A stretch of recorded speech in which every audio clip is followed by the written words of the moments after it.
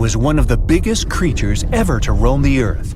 It was longer than your average school bus and could easily weigh more than 10 elephants combined. But where did it live? How did it end up having this size? And most importantly, why is it extinct nowadays? Let's find out. The megalodon was the largest predator ever known in our planet's history. In terms of its location, the megalodon lived practically in all waters on our globe, except near the poles. The reason why there were no megalodon teeth found in Antarctica is probably that the gigantic creature adapted to only warm tropical and subtropical waters. The younger ones liked to keep to the shores, while full-grown adults preferred coastal areas, but they could easily move into the open ocean as well. How do we know the megalodon was so widely spread? We can only presume, based on the fact that they discovered the most northern fossils off the coast of Denmark and the most southern in New Zealand. The discussion of how the megalodon got this size is still open in the scientific community. They recently found out that not all the specimens from this fascinating species reach the same huge size. This has to do with a little something called the Bergmann's rule, which says that the temperature of the surrounding environment affects the animal's body size because they either need to conserve or shed heat. The megalodons that reach cooler waters probably needed more body weight to make sure they survived in low temperatures. On the contrary, those living in warmer waters had to be smaller to avoid burning up. But what did this enormous fish look like? Most modern depictions show the megalodon resembling an enormous great white shark. But well, it seems it may not necessarily be correct. The megalodon likely had a much shorter nose and a flatter jaw that looked almost squashed when compared with a great white shark. It also seems to have something in common with the modern blue shark: extra-long pectoral fins. They needed these to support their weight and size while navigating the planet's waters. Lastly, the lady megalodons, seem to have been about twice as large as the gentlemen. As for their offspring, even a small megalodon was enormous, at least 6.5 feet from nose to tail. How do we know that? Because specialists have stumbled upon megalodon nursery habitats in Panama, Maryland, the Canary Islands, and Florida. Even the piles of used diapers were enormous. Nah, not really. Surely the scariest aspect of the megalodon's looks was its mouth. I mean, think about it. Megalodon had whales for dinner, so it obviously needed to open its mouth wide enough. Scientists have estimated that its jaw would span a mind-boggling size, 9 by 11 feet wide. Just to paint you a better picture, that means it could have easily gulped down 2 adult people side by side. Wait, which 2 adults? Those impressive jaws also feature 276 teeth. Based on modern reconstructions of the force of its bite, it looks like it may have been one of the most, if not the most, powerful animals of prey ever to exist. For comparison, humans can have a bite force of around 1,300 newtons. Today, great white sharks have been estimated to be able to bite down with a force of over 18,000 newtons. The megalodon tops all the records, with an estimated power of bite up to 10 times greater than that. It could basically crush a car with very little effort. Its teeth were also pretty amazing. Similar to sharks, the megalodon was fast in replacing its broken or worn teeth. With 4 or 5 rows of teeth in its mouth, it basically acted like a conveyor belt, growing back damaged or missing teeth within about 48 hours. This means that an adult megalodon probably would have grown several thousand teeth throughout its lifetime. It was nice of them to do that, though, since it's probably one of the reasons why megalodon teeth are so common in fossil records, and we're able to study them properly. To maintain its impressive physique, the megalodon had to eat somewhere around 2,500 pounds of food per day. Can't wrap your head around that? Well, it was the equivalent of 1 1/4 cows per day to survive. It's like if you had to eat 3,300 cans of tuna every day. I've used the word megalodon a lot, but have I mentioned where it comes from? When translated from Greek, it means giant tooth. Ah, those clever Greeks. However, this giant shark's full scientific name is a bit more complicated: Carcharocles megalodon. But are these gigantic predators actually extinct? We tend to believe so, but let's be honest for a second. we've come to know more about the surface of Mars than the depths of our oceans. Like, we've only explored 15% of our oceans altogether. Who knows what may be lying out there in the deep? Maybe some ancient predators? The Mariana Trench is the deepest oceanic trench on Earth. The Challenger Deep, its deepest part, is so deep that you could dip the whole of Mount Everest in there and it would still be over a mile above the surface. That's deep. If a megalodon or two ever needed a place to crash, that would be a discreet enough location. However, the Mariana Trench is not a particularly comfy place to be in. Because it's cold and steeped in total darkness and all. The temperatures here are around 36 degrees Fahrenheit all year round. And to top it all off, the pressure is 1,000 times stronger than at sea level. So it's safe to assume that if any megalodon is hiding in here, its teeth and bones might not be looking so good. Because of the intense pressure here in the Mariana Trench, proteins and calcium start to dissolve and disintegrate. That's why, for example, the Haddell snailfish, the deepest dwelling fish we've discovered, has evolved to feature flexible cartilage instead of bones. To survive here, the megalodon would also need to learn to navigate in complete darkness. That means it would have to either become luminescent or evolve to grow massive eyes like the giant squid. While it may sound like an intriguing and good idea for a movie script, most scientists don't think it's possible. Why? Well, most of them say it's because of the megalodon's size. Most foods that megalodons like to eat live in shallow ocean areas and not in the deep, deep sea. Specialists believe that if these animals were actually still roaming our waters, there's no way we wouldn't know about it. They would need to come up for dinner every now and then, right? Their food is also the most likely cause of why the megalodon is not alive anymore. While some specialists believe the megalodon became extinct because of a drop in the ocean water temperature, most scientists suggested that the shifting food chain dynamics may have been more to blame. Why? Because at some point, there was less and less of its primary food source, baleen whales, and at the same time, the numbers of its natural competitors, like smaller predatory sharks like the great white shark and whales, increased. The megalodon did live on this planet a lot more than we did, and way back when we didn't even exist yet. They were here for nearly 70 times longer than we, modern humans, have, inhabiting the oceans for around 20 million years. Homo sapiens appeared around 300,000 years ago. The megalodon managed to survive for so long mostly because of its unbeatable size. I mean, they can make a meal out of almost everything in the sea at the time. We may think about both of them as prehistoric creatures, but the megalodons and the dinosaurs never coexisted on Earth. The dinosaurs probably died out about 66 million years ago. Megalodons seem to have appeared a bit later. That's because the oldest megalodon fossils we have yet discovered are from the Miocene epoch, which began 23 million years ago. So long, Meg.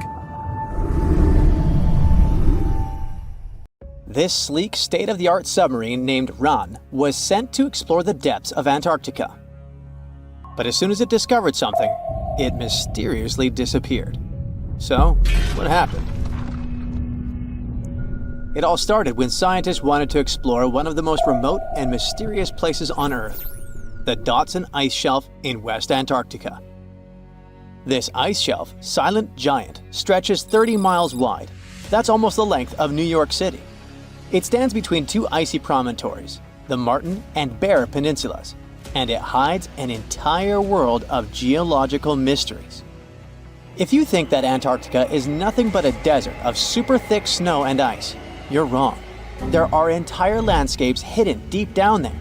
The underside of the Dotson Ice Shelf is a rugged, dynamic terrain shaped by the slow, relentless forces of nature. There are towering ice formations, deep troughs, and bizarre structures stretching for hundreds of feet. Scientists are super curious about it, but as you can imagine, this landscape isn't easy to explore at all. To find out more, we have to scan the area with satellites or try drilling through the snow, trying to collect the big picture, piece by piece. But these methods only gave us vague hints. The real breakthrough happened when scientists came up with the idea to let the submarines explore it. Autonomous submersibles could swoop deep into the icy waters beneath the Dotson Ice Shelf and tell us what's up down there. These robotic explorers have fantastic advanced sonar systems. It's that thing that bats or dolphins do. They can use sound to see the world. Basically, they send out sound waves underwater, and when those waves hit something like the ice shelf above or the seafloor below, they bounce back to the system. Animals feel how long it took for the sound waves to return and how they changed. And this helped them understand what's located where. For example, clicks that dolphins send out tell them where the fish are. We copied this crazy evolutionary trick and adapted it to our underwater exploration. Only our version is much cooler, with a higher level of precision, so we created detailed maps of the environment. The Rand submarine was one of those robotic explorers. It was named after the Norse deity of the sea. Ran had been meticulously programmed to navigate a treacherous landscape of Antarctica. But even with all this training, its journey led to an unexpected and eerie end. In 2019, Ran was sent to explore the depths beneath the Dotson ice shelf. It was a hero, the first one to go on a mission like this. The team said it was like seeing the other side of the moon. For 27 straight days, it worked tirelessly. It traveled over 620 miles beneath the thick ice. That's like a journey from Paris to Berlin. Ran went further and deeper than anyone could have imagined. At one point, it reached over 10 miles into the glacier's belly, and what it discovered down there was astonishing. Scientists thought there would be some smooth, uniform ice surfaces, but Ran revealed an underside marked by huge cracks, ridges. There were formations that looked like sand dunes, frozen in time. And finally, it found some mysterious swirling and teardrop-shaped patterns. They all looked more like art than geology. This actually tells the story of ice shelves and the ocean around it. Warm water sneaks in under the ice and melts it from below. Sometimes it smooths the ice out, but other times it carves out these weird, uneven shapes that look like patterns and drawings. And some of these shapes are huge, over 1,300 feet long. That's about 3.5 football fields. The reason why they look like swirling doodles is because the Earth spins. It makes the water turn in special ways, bending the shapes and drawing these spirals. It's called the Coriolis effect. Imagine you were on a merry-go-round and tried to throw something like a ball. It would go in a curve, not a straight line. Same thing happens with the water on Earth. Later, scientists found similar patterns in other Antarctic ice shelves, though they weren't as epic as the ones under Dotson. But Ran also discovered something horrifying. Turns out that these warm waters, aside from being great artists, are also a huge danger. The Dotson ice shelf isn't just hanging out serenely on the sea. It's part of a very delicate system and acts as a protective barrier that holds back huge glaciers in West Antarctica. The ice shelf is floating on the ocean, but it's still connected to the land. As warm water sneaks underneath it and the ice melts, the Dotson can't hold on to the land as tightly anymore. The protective barrier starts to weaken, and this lets the glaciers behind it move faster into the ocean. When those glaciers flow into the sea, they add more water, which could cause sea levels to rise, eventually changing our coastlines. Rand stumbled upon huge pockets where the ice was melting at alarming rates, all due to powerful underwater currents. It was like seeing a ticking clock on the glacier. The stakes were high, but luckily the submarine was ready. This time, it managed to return. And then, it worked for 5 more years, helping scientists with tons of useful data. The missions were daunting. There could be periods where Rand slipped into the pitch-black cavity beneath the glaciers, spending 24 hours without communication. But it was mapping every peak and every valley. It gained experience from over 40 missions below ice. Then, in early 2024, Rand went on a mission to the Thwaites Glacier. The mission was bold from the start. This place is also ominously referred to as the Doomsday Glacier. It's called that because it's slowly melting and has the potential to raise sea levels worldwide if it collapses, causing catastrophes everywhere. That's why Rand was dispatched to explore its underbelly, a place that had never been mapped so intricately before. The idea was to uncover the glacier's secrets, study how rapidly it was melting and why. This was Rand's second time exploring Thwaites. During the previous visit, it became the first sub to ever map the glacier's underside. Rand was exploring the depths from 650 feet to 1,650 feet. It sent a lot of data about how the Doomsday Glacier was slowly melting due to warm ocean currents. But while venturing into these icy depths, something went wrong. Out of nowhere, Rand vanished. Without warning, without a trace. One moment it was sending back crucial data, and the next it had slipped into the abyss. No distress signals, no final transmission, and it didn't return to the point it was supposed to. People sent extensive searches, helicopters soared overhead, drones buzzed through the frozen skies, but no sign of the submersible emerged from the glacier's grasp. After a while, Rand's batteries would certainly run away, so at this point, it had definitely been swallowed by the abyss beneath 1,500 feet of ice. That was a huge and sad loss for the scientific team. The scientists at the University of Gothenburg are now looking to replace Rand and continue their important research under Thwaites. To this day, scientists have no idea what happened to it. Some say it may have been trapped in the ice. Others believe it was pulled away by an unseen current. It also might have collided with something unexpected. Whatever the truth is, its disappearance has left scientists stunned, and it looks like the ice shelf will hold on to its secrets a little longer. At least we gained a treasure trove of knowledge from Rand's journey. Scientists keep exploring Antarctica, looking for history that hides under the snow. For example, they discovered that around 90 million years ago, a lush temperate rainforest thrived near the South Pole. They revealed an ancient world far warmer than they ever imagined. Deep in Antarctica, they unearthed fossilized roots, pollen, and spores preserved in the soil. All this shows that there was a swampy rainforest that flourished despite months of polar darkness. All these discoveries changed our understanding of Earth's climate, both in the past and the future. It was the largest fish our Earth had ever seen, and its bite was strong enough to crush a car. The largest of its teeth found was the length of a remote control. It consumed about 2,500 pounds of food a day. That's like 3,300 cans of tuna for you. The earliest megalodon fossils are from about 20 million years ago. But you won't see its skeleton, and that's because the mighty Meg had no bones.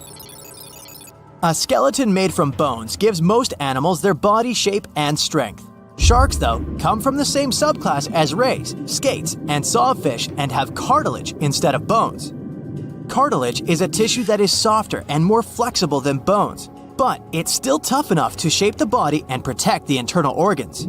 Some areas are more flexible, since cartilage is weaker, and some, like the shark's head, are much tougher, thanks to calcified cartilage. Their snouts, though, are made of really soft and flexible cartilage to work like a bumper in case of a collision with some dangers. Who knows if they'd be able to do all this with a heavy skeleton? Plus, cartilage makes their jaws more flexible, and they can open their mouths much wider than they would with a jaw made of bone. Our hero, Meg, was no exception, and it had the strongest bite of all living creatures, which was also made possible by a skeleton made of cartilage. Sharks take full advantage of their cartilage. It helps them swim and turn fast while hunting. One drawback of this type of skeleton is that it was really tricky for scientists to establish the shape and size of Meg. Normally, they would do it using fossilized bone skeletons or their parts. With Meg, they had to guess based on the teeth they found and comparisons with living relatives. A more recent 3D computer model was based partially on scans of a preserved spine discovered in the 1860s. The model showed that Meg was bigger, faster, and even hungrier than scientists had previously thought. Looks like an average megalodon was 52 feet long. That's slightly bigger than the height of the Hollywood sign and weighed 10 times as heavy as an elephant. There were also much bigger creatures. Scientists still aren't sure how the megalodon got this size. The fact that there were bigger and smaller megs probably has to do with a little something called Bergmann's rule. It says that the temperature of the surrounding environment affects the animal's body size because they either need to conserve or shed heat. The megalodons that reached cooler waters probably needed more body weight to make sure they survived in low temperatures. Those living in warmer waters had to be smaller to avoid burning up. If the researchers were correct in their calculations, it also means that Meg reached a cruising speed of over 3 miles per hour, which is much faster than other sharks. The still-living great white shark can cover a distance of nearly 7,000 miles without stopping, which is 9/10 as long as the diameter of Earth. It looks like the megalodon could have gone much further. Megalodons managed to survive on our planet for nearly 70 times longer than humans have. They were roaming the oceans for around 20 million years, and you could see them pretty much anywhere except near the poles. Scientists discovered the most northern fossils off the coast of Denmark and the most southern in New Zealand. The reason why there were no megalodon teeth found in Antarctica is most likely that these adapted to only warm tropical and subtropical waters. The younger ones like to keep to the shores, while full-grown adults preferred coastal areas, but they could easily move into the open ocean as well. When our planet went through a period of global cooling and drying, and the seas began to freeze around 3.6 million years ago, there was less and less room for Meg to thrive. Much of their prey, like smaller whales, seals, and sea turtles, disappeared or relocated to waters that were too cold for our hero. And at the same time, the number of its natural competitors, like smaller predatory sharks, like the great white shark, and whales increased. This shifting food chain dynamics could have been even more dangerous for the Meg than the cold ocean water. You're used to seeing them on the big screen as heartless monsters, but these huge sharks were actually loving and caring family guys. Scientists discovered several megalodon nursery areas in Florida, Maryland, Panama, and off the coast of Spain. It looks like they gave birth to their young in shallow water environments. Then, little Megs would stay there with adults protecting and raising them until they were ready to fight off predators.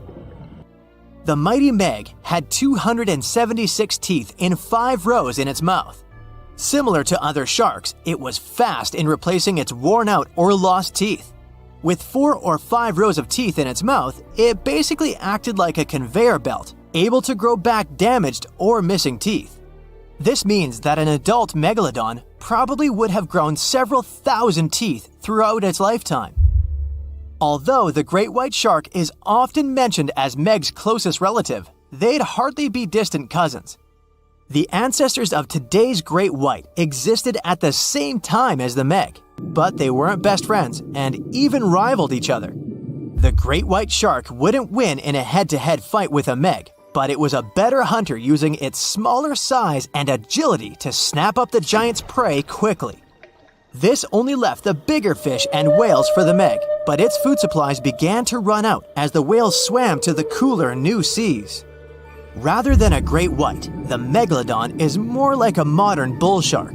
It had a short snout, a flat lower jaw, and huge pectoral fins to support its massive weight and size. We also speak of Meg as an extinct giant, but can we be 100% sure it isn't hiding somewhere as we speak? After all, we've only explored 5% of our oceans altogether.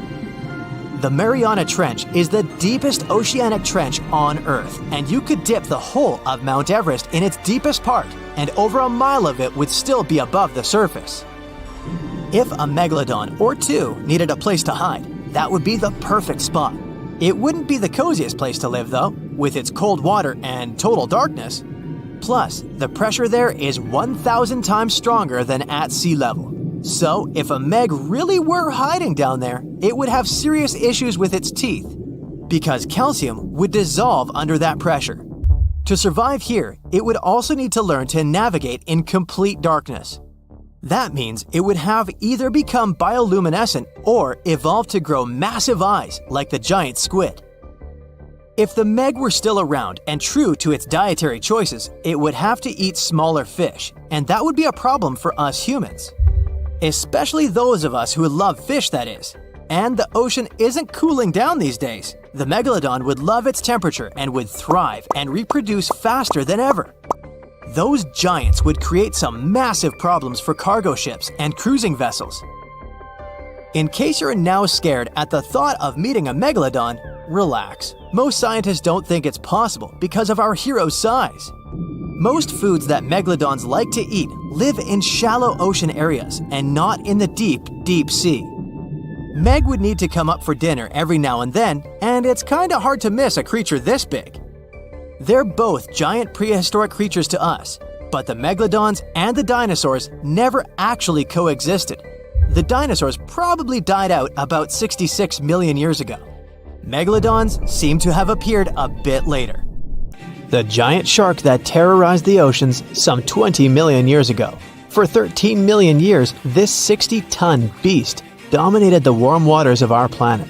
Though, some believe that the Meg still lives in the most remote and deepest parts of the ocean. It's a hot summer day. It seems only logical to go for a swim in the sea. You're floating on your back, completely relaxed. Your eyes are closed. Your breath is even. Water's pleasantly cool around your body. A light breeze touches your face. You feel calm enough to doze off. Suddenly, something bumps into your leg. Yanked out of your half-slumber, you begin to flail until you're face to face with the invisible danger. Luckily, all you spot is a couple of easily recognizable fins and cute smiley snouts. Phew, just dolphins. Guess you're lucky to meet them in the wild. These amazing creatures are so close, you can touch them. You've heard people say dolphins' skin feels rubbery, but to your mind, it's more like the inner part of a hard-boiled egg. One of the animals is so close to you that its salty smell fills your nostrils. You know, though, that dolphins don't have sweat glands. It means they don't sweat and are pretty much odorless. The smell you sense comes from the water they swim in. The largest and most ferocious predator to ever haunt the oceans, the megalodon shark dominated the seas for centuries before coming extinct millions of years ago. However, scientists managed to discover very few remnants of the giant shark. Everything we know about the great beast we've learned thanks to fossils of its giant teeth, which are just about the size of the average human hand. A megalodon skeleton has never been discovered. Shark skeletons are made mostly of cartilage, meaning that they decompose quickly. Luckily, sharks continuously shed and regrow teeth throughout their lives. One shark can go through 40,000 teeth in a single lifetime. Scientists have managed to study different types of shark species based on their teeth alone. The megalodon shark had around 276 teeth. When they fell out, those teeth landed in the seabed where they stayed for millions of years, fossilizing. Scientists found those teeth, and they're the only real record we have of the megalodon's existence. Megalodon teeth have been discovered all over the world. It means that unlike other marine animals of its time, the megalodon was intercontinental. Even today, most sharks and marine animals tend to stick to one sea or ocean. The megalodon shark swam freely around the world, moving between tropical and subtropical waters. Megalodon teeth have been found in every continent apart from the freezing cold waters of Antarctica. When a megalodon makes a starring appearance in a movie or TV show, it's portrayed to look like a giant version of a great white shark. Scientists previously believed that the megalodon and the great white shark both descended from one common ancestor. Still, it's not true. In fact, it's more likely that the megalodon was the arch-enemy of the great white shark's ancestor, the broad-toothed mako shark. That means megalodon wouldn't have looked so similar to the great white after all. In reality, the megalodon would have a shorter nose than the great white, along with longer pectoral fins to give the giant shark a stockier and more threatening build. They both had an excellent sense of smell though, so even in prehistoric times, it wasn't a good idea to go swimming with a chunk of raw meat in hand. And it certainly isn't safe now. Whether the Meg's hiding somewhere in the depths, which some still believe is true, or it's gone forever, younger cousins will still be there waiting. Also, both of them like to go after big marine mammals, so they would certainly have things to do together. That is, until the Meg got moody and accidentally ate its friend. You never know. These guys had a different hunting style. Great whites prefer to dive straight towards their prey and find its softest spot, like exposed legs or underbelly. Sometimes, an entire tooth would be found embedded in a bone of some bigger animal, such as a whale. Without the main parts they use for swimming, poor sea animals were then helpless and unable to escape. Yet whales were just a smaller part of megalodon's diet. Seals, sea cows, squids, dolphins, other sharks. The good old Meg probably wouldn't say no to some random school of smaller fish swimming into its mouth either. Nothing better than a good snack after a big tasty dinner. Even those giant turtles weren't safe with their thick shells. The Meg probably took them as a dare challenge on a daily basis. Scientists have used computer simulations to try and work out the hunting style of the ancient shark. Using this technology, scientists have discovered that the megalodon's attack style was very different from that of modern-day sharks. Modern sharks dive straight for their prey's most vulnerable spot, for example, the soft underbelly of a seal. The megalodon's teeth were uniquely suited to biting through tougher areas of cartilage. So, evidence suggests that a megalodon would first chew the tougher fins of their prey, rendering them unable to swim away before launching into their final attack. Some people believe that the megalodon is still alive today, lurking at the depths of the ocean's waters. But it's unlikely to be true. Megalodons are a warm water species, which means they would be unable to survive in the cold waters of the deep ocean. Most of the megalodon's potential prey live in shallower waters, meaning there would be very little for the megalodon to eat at deep sea level. Simply put, if there was an animal as big as the megalodon still living today, we would have spotted it by now. It is unlikely that you'll run into a Meg though. The sharks, like us, preferred warm coastal waters. Deep ocean living would be too cold for the beasts, and food would be scarce. Their entire bodies would also have to evolve to avoid being squished by the enormous water pressure down there. It's unlikely they're still around, but not impossible. Some good news if you do run into one is that the shark is pretty unlikely to eat you. You are way too small a meal for the megalodon, even if you have a couple of friends with you.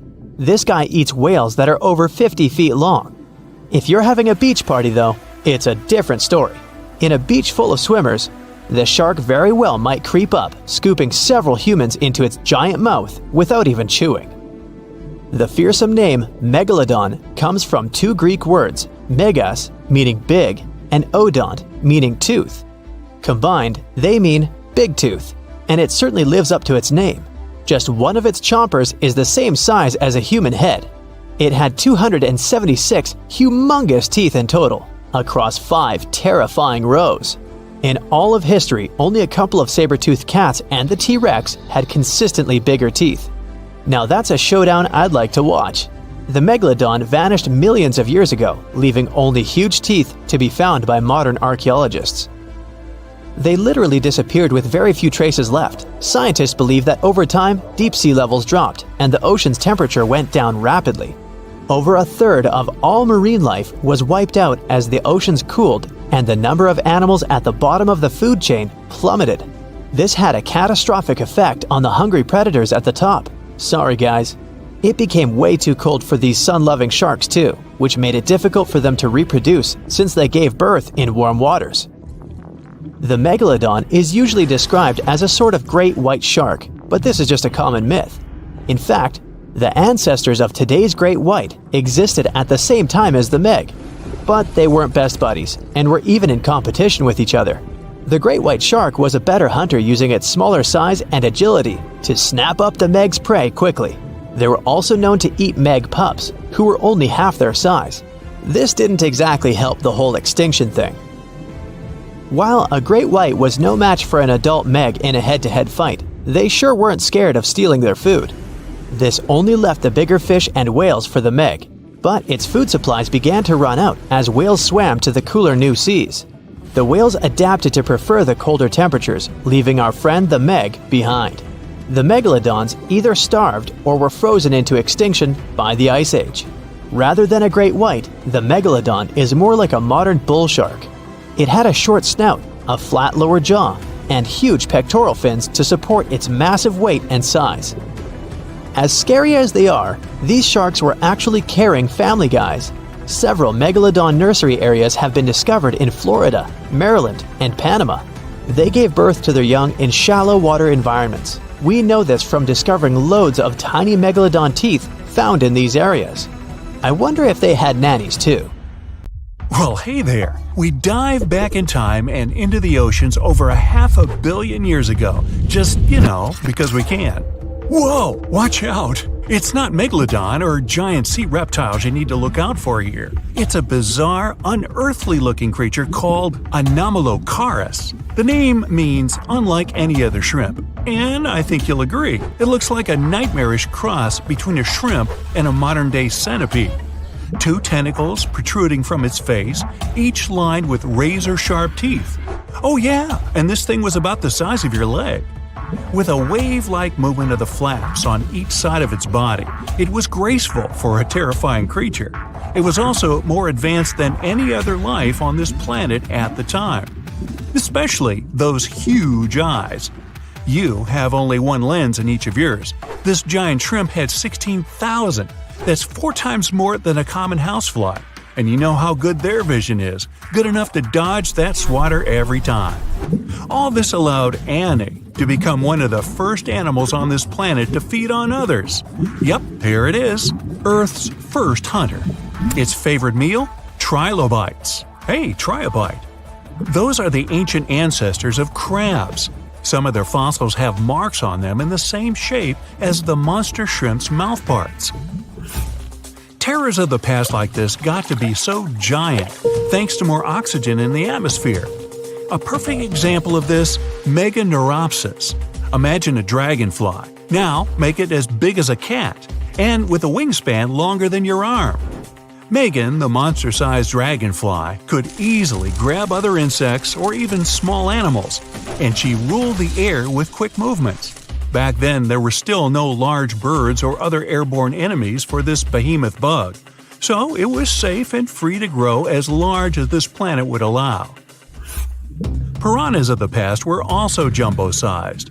Mega piranha was about 3 times the size of the river terrors we have today. Its bite force was about the same as a tiger's, and those striped kitties bite down 2 times harder than lions. That means it probably not only dined on other fish and any land creatures that, got too close to the water, but it could also easily crunch down on large turtles and other unlucky shelled creatures. And fun fact, modern-day piranhas bark like dogs when they're about to enter a confrontation. It actually sounds more like a frog's ribbit. But makes you wonder, what did this mega-sized ancient cousin sound like? A bear roaring? How about giant sea scorpions the size of your bed? Go back about 460 million years, and you'd see them swimming under you. And watch out for that tail. Scientists still don't know if these creatures could use it to inject venom like your standard land scorpion, but something tells me I wouldn't want that thing anywhere near me. Then there's this guy, Therizinosaurus. Terry looks sort of like a goose with long arms. Oh, and did I mention this goose dino is about 2 stories tall and longer than a bus? Yow! Its arms make the T-Rexes look even more bite-sized, each 8 feet long, almost triple the length of T-Rexes. And on the end, razor-sharp claws the size of your whole arm. Now, don't worry about those lengthy claws too much, though. Terry probably used them to cut through giant termite nests. So, this huge reptilian goose was more interested in eating bugs and plants. Another mega monster for you, Megatherium. The giant ground sloth could look a giraffe straight in the eye and weighed as much as a hippo.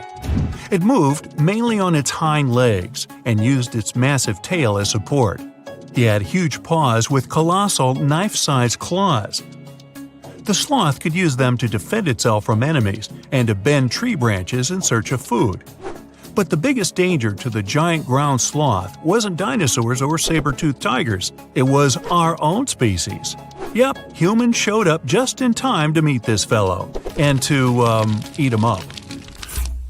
Titanoboa was a terrifying 50-foot snake, as long as the great megalodon itself. It was also more than 2 times heavier than the heavyweight champion among snakes today, the green anaconda. Crocodiles were a regular on this serpent's menu. Titanoboa could swim 3 times faster than the fastest Olympic swimmer our species has ever seen. It was quicker and more dangerous in the water than outside it. And don't forget the boa part of its name. This massive snake wasn't venomous. Instead, it liked to squeeze. Remember that giant shrimp from earlier? Well, Opabinia looks like its teeny tiny finger-sized cousin. And instead of two toothy tentacles, this thing had a vacuum hose coming out of its face. On the end of that trunk, what looks like a single crab claw. Add 5 eyes and a mouth under its head, and you've got a recipe for something not of this planet. Only it is. This creature used its trunk like an elephant does. Its claw grabbed food from the bottom of the ocean and brought it up to its mouth. This thing is so weird-looking that, apparently, when the scientists who discovered it presented his findings to an audience, they all laughed as if he were joking. Now, a real-life monster, the Tully monster. From a distance, it looks a bit like Nessie, that long neck and teeth-lined jaws. But get closer, and you'll see it's more like a long nose with a mouth attached at the end, like a mosquito. Its eyes are further back, sticking out of tubes all snail-like. Tully was an ancient mollusk, about the size of your forearm. It probably dined on jellyfish and shrimp 300 million years ago. Thylacus smilus will put a smile on your face as long as you don't get too close. No, it's not a relative of the saber-toothed tiger. It was a marsupial, making it more related to a kangaroo than anything. And if you compare them to body size, its fangs were actually longer than a saber-toothed tiger's. And they grew continuously. As for that beard on its chin, that's actually all chin. The lower jawbone grew down to a point under the mouth. Those fangs were rooted to the skull, going way back to its eyes. When the mouth was closed, that bony beard protected the long, sharp teeth from breakage. Staganapolis, not to be confused with Minneapolis, might look like a big crocodile with a squished-in snout, but it was mostly harmless. Its small head and very few teeth meant the reptile didn't have much to work with when protecting itself. That's what all those armored scales were for, and no need for huge fangs or long rows of razor-sharp teeth when you're a plant eater. That beak-like tip on its nose allowed the stag to dig up plants. So, really, this reptile was more like a 10-foot scaly pig than a croc. Basilosaurus was a type of ancient whale that lived on our planet about 45 million years ago. Not quite as long as a blue whale, but this guy was still big enough to munch down on other whales and even sharks. Some people believe these monsters could still exist today. Eyewitnesses claim to have seen a giant sea dragon, and Basilosaurus fits the description. Plus, 90% of our oceans are unexplored. There's plenty of space to hide a sea monster. But scientists haven't found any fossils of this ancient whale younger than 3.7 million years. So, this myth is busted. Stegosaurus is one of the most recognizable dinosaurs that ever lived. It can easily be distinguished by those huge spikes on its tail and the bony plates on its back. It was twice as long as a giraffe and nearly 5 times heavier. But compared to its body size, it had the world's smallest brain. It was no larger than a dog's. Pelagornis had the largest wingspan of any bird ever discovered. It was twice the size of the largest bird today, the wandering albatross.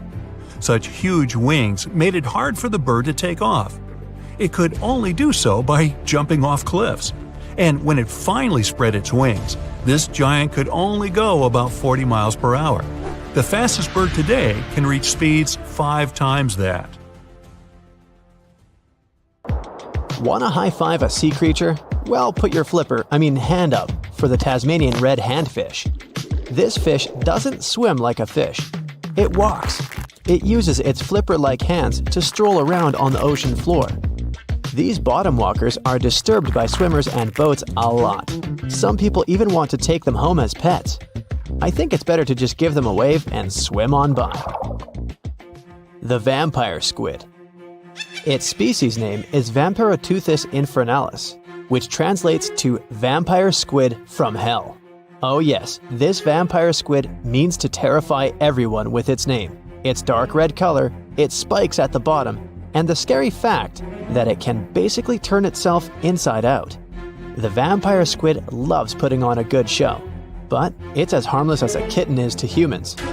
It's as if Dracula scared the pants off you, but he didn't have blood-sucking fangs. The vampire squid feeds on food particles from plants and animal matter floating near the ocean's surface. Since they're not predators, they need good defensive strategies, and their vampiric look is designed to ward off large creatures who want to eat them. Turning themselves inside out is a defensive mechanism since the spiky areas in the inner skin are more intimidating. They also shoot out a substance that does not have color, but is packed with bioluminescent particles to distract predators. The vaquita. Going out on a boat off the coast of Mexico sounds like the perfect vacation. The sun, the blue water, the most endangered sea creature. Wait, what? The vaquita isn't dangerous, but don't expect it to stick around to say hello or sign any autographs. It's incredibly shy. This little cow, that's what it means in Spanish, is one tiny sea mammal. With those black markings around its eyes, it looks more like a sea panda to me. Seeing one should make you feel very special. They're on the brink of extinction, mostly because they get caught by accident in fishing nets. It's estimated that there's only 10 left in the wild. The blue dragon. This little creature looks like something out of a kid's fantasy movie. It's called the blue glaucus, casually referred to as the blue dragon or blue angel. It can be found in many places, the Atlantic, Pacific, and Indian Oceans. It's kind of a mollusk and it only grows to be about an inch long. What you think is the back is actually the mollusk's bright underbelly. It regularly floats on its back so that its blue colors help it camouflage with the water's waves. The blue dragon isn't just pretty, it's also smart. It usually feasts on Portuguese man-o'-wars, also known as Physalia physalis. The blue dragon stores their stinging cells for later use, in essence, stealing their defensive mechanisms. When the blue dragon is threatened, it releases those stinging cells it stored, directing them at an enemy to sting them with more power than the Portuguese man-o'-war would have been capable of. As they can store a huge amount of stinging cells, they can be a threat to humans. So, if you find one, don't pick it up. It's best to admire it from a distance. The barrel-eye fish. If you ever wanted to have Superman's X-ray vision, looking at the barrel-eye fish will make you feel like you gained that superpower at some point in your life without even realizing it. The barrel eye has a transparent head, so you can see how their eyes and brain look inside. This magnificent creature lives in the deep sea. This is the lowest level of the ocean, where strange creatures roam in near-freezing temperatures and constant darkness. They're exposed to water's pressure that's almost 1,000 times that of the surface. If the idea of the deep sea sends a shiver down your spine, stay tuned to learn about another of its creatures later on. The barrel-eye fish can be found in the Atlantic, Pacific, and Indian Oceans. You might be wondering, why oh why would a fish have a see-through head? And that would be a fair question. Since the species was discovered in 1939, it was believed that the fish's eyes were set to see straight ahead and couldn't move. So it was assumed that they had tunnel vision. Scientists Bruce Robinson and Kim Reisenbichler from the Monterey Bay Aquarium Research Institute recently discovered that the fish can move its eyes vertically to see through the top of its translucent head, thus noticing if there are predators or prey nearby. The transparent head also allows more light to enter so they can detect prey better. It's believed that the barrel-eye fish eats jellyfish and small fish species. If you dive in the ocean at night, you might be lucky enough to see how orange ball corallimorph blooms in the dark. But make sure to be quick because as soon as you turn on your flashlight to take a good look, it will retract its tubes back into itself. The megalodon. The whale shark isn't the biggest shark known to humans. If the entire shark species were a kingdom, the prehistoric megalodon would be the ruler of the sea. Megalodon roamed the ocean a long time ago. About 15.9 to 2.6 million years back between the early Miocene and late Pliocene eras. While they've long been extinct, people are still amazed to learn about these gigantic sea beasts. Megalodon could reach anywhere between 45 feet to 60 feet in length with jaws more than 6 feet wide.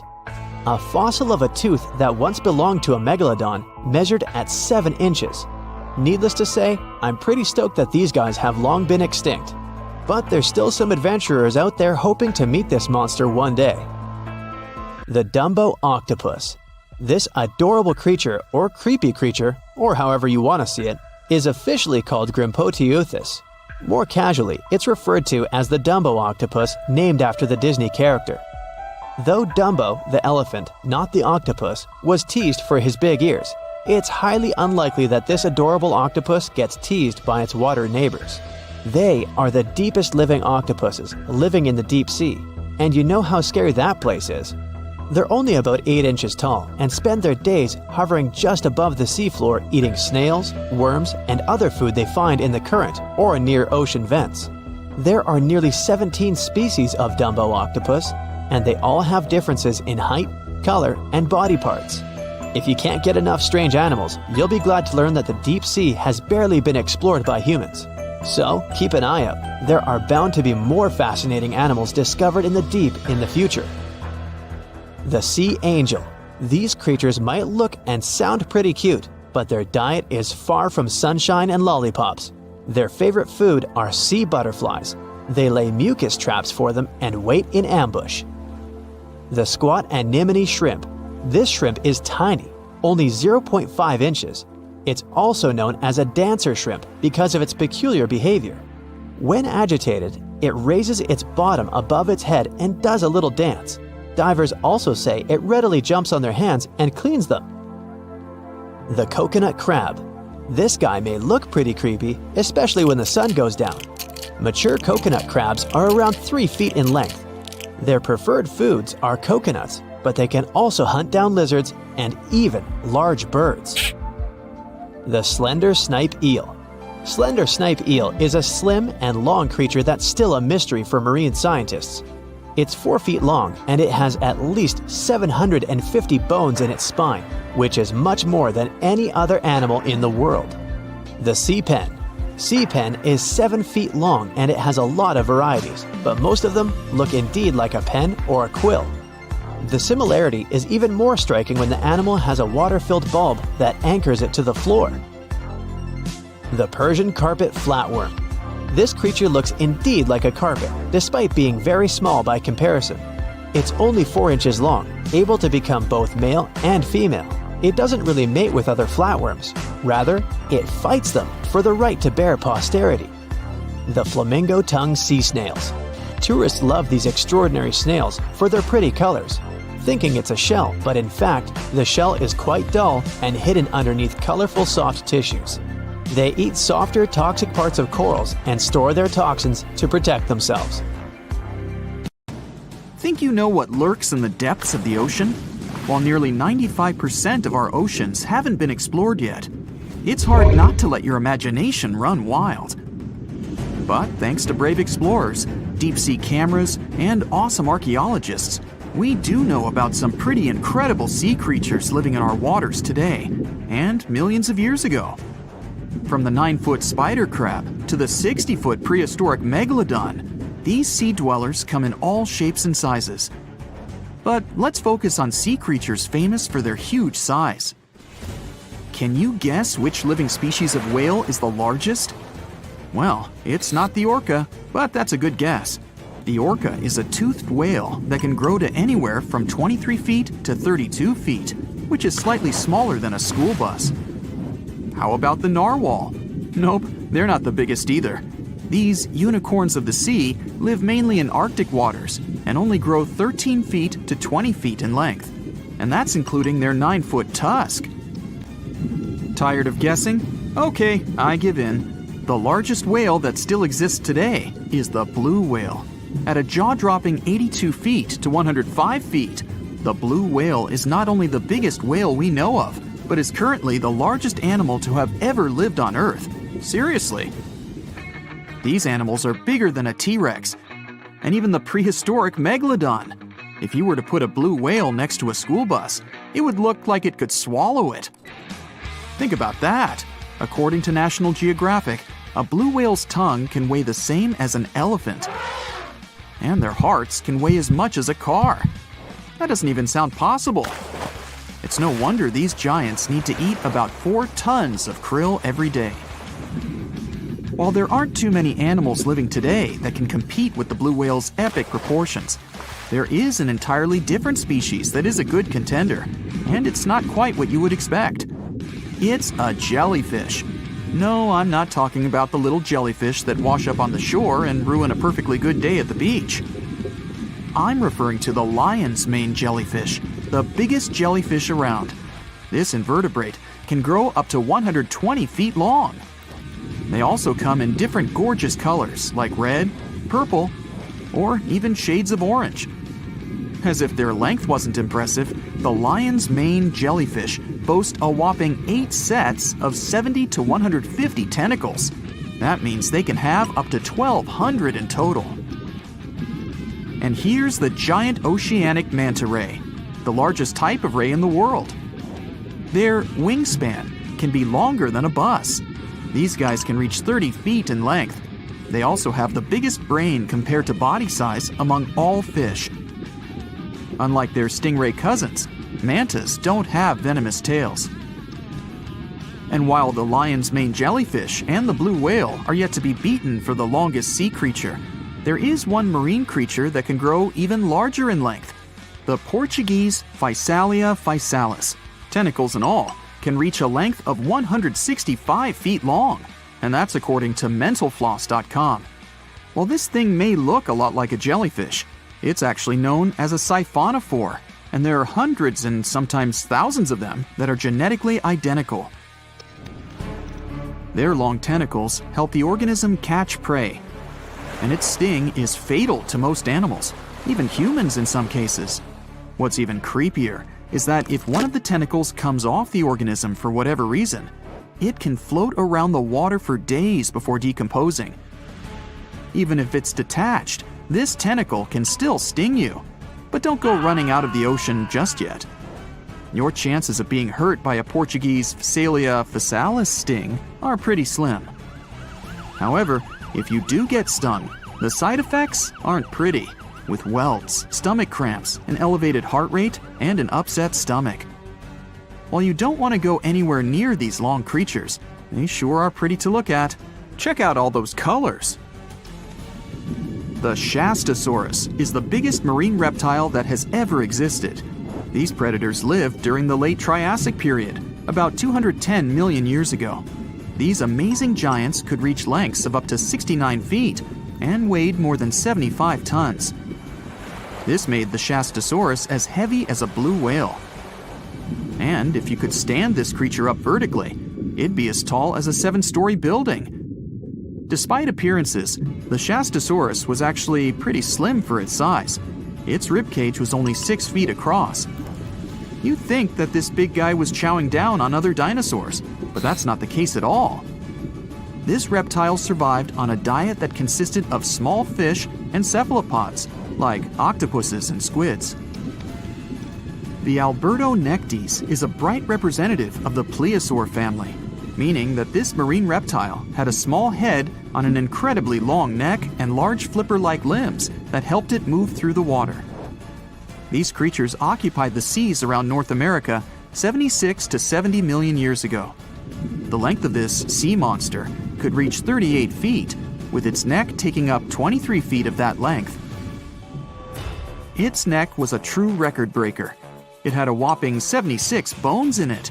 No other animal known to humankind has had so many vertebrae in its neck.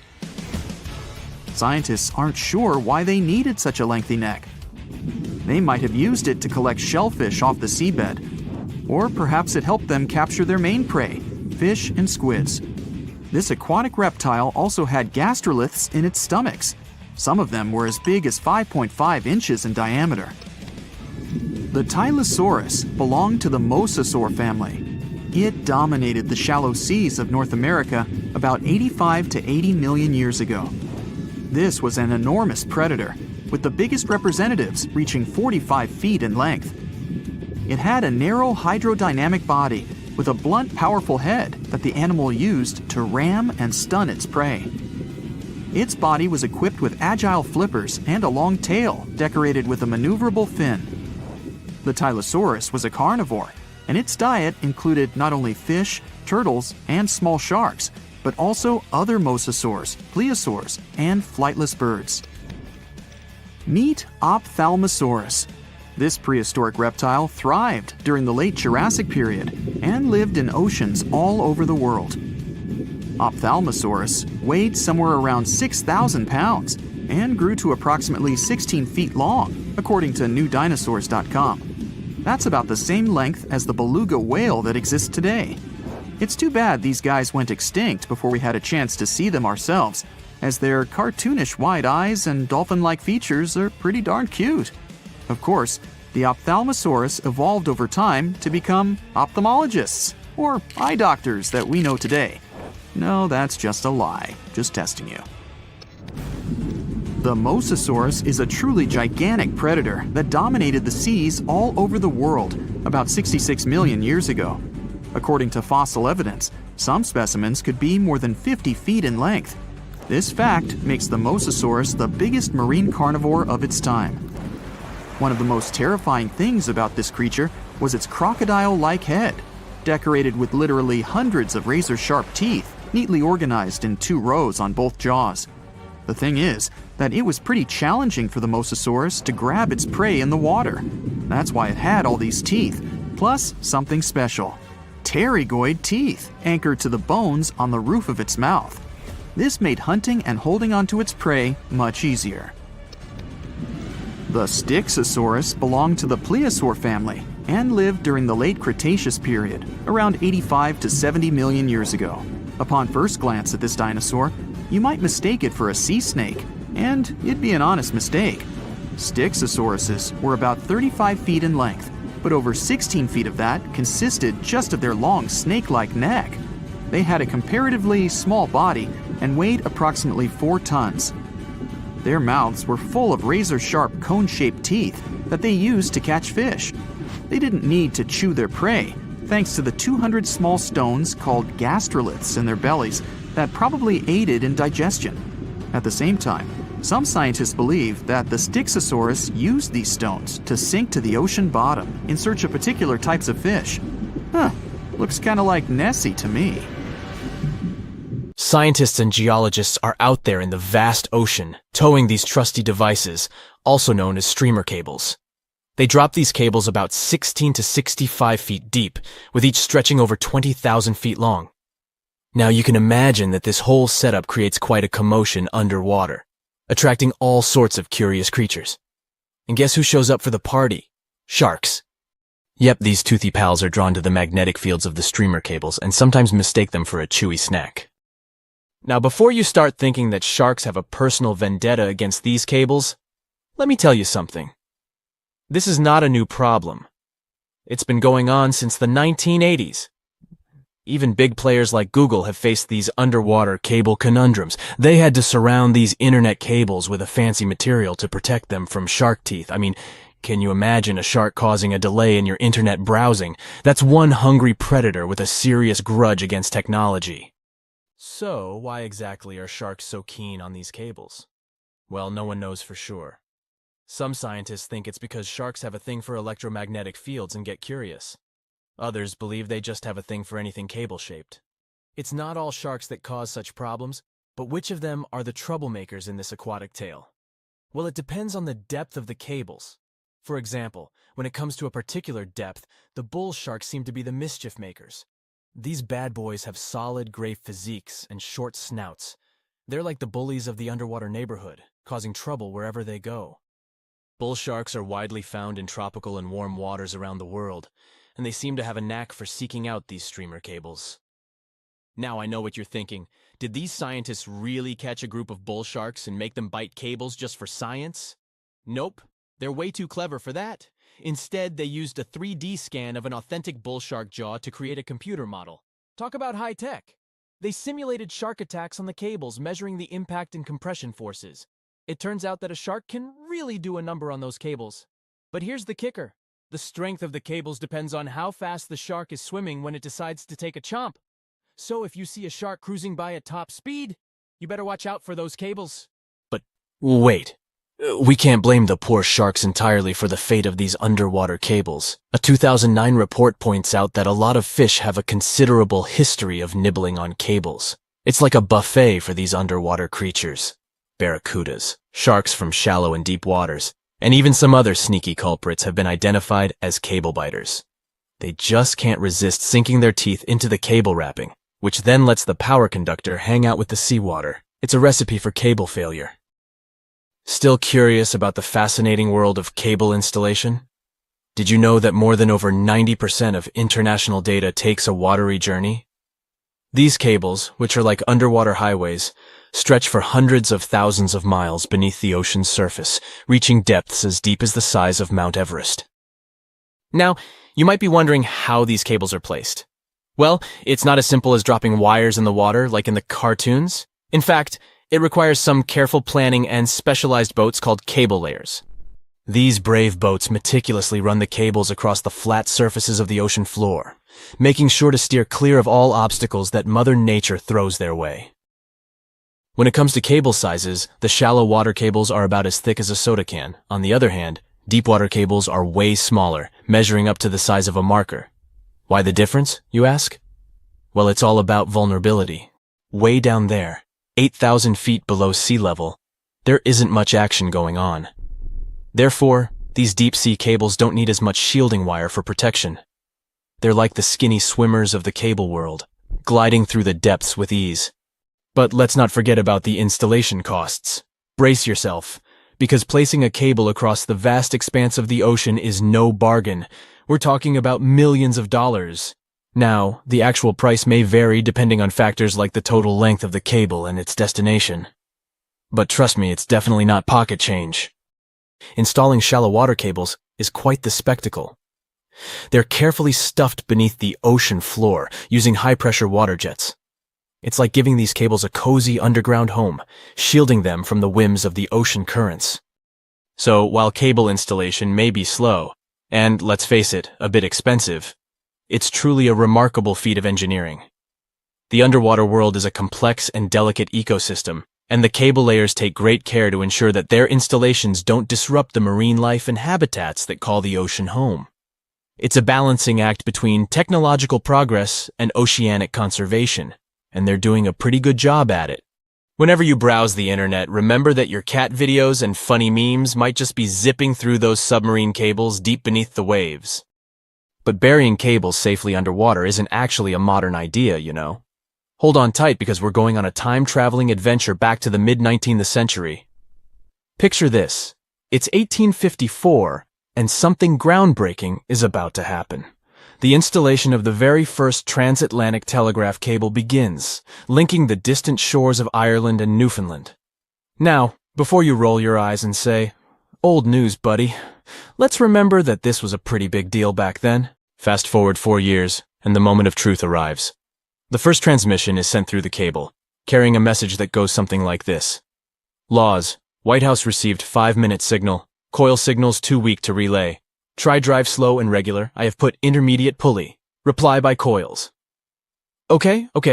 Maybe not the most exhilarating message ever sent. But hey, they were just getting started. Now, let's put ourselves in the shoes of those remarkable folks involved in this undersea endeavor. Imagine being the lead electrician of the Atlantic Telegraph Company, also known as White House, in the message. He must have been quite the electrician extraordinaire. To put things into perspective, while our cable pioneers were busy laying the groundwork for transatlantic communication, the world outside was bustling with activity. Charles Dickens, that literary genius, was still crafting his timeless novels.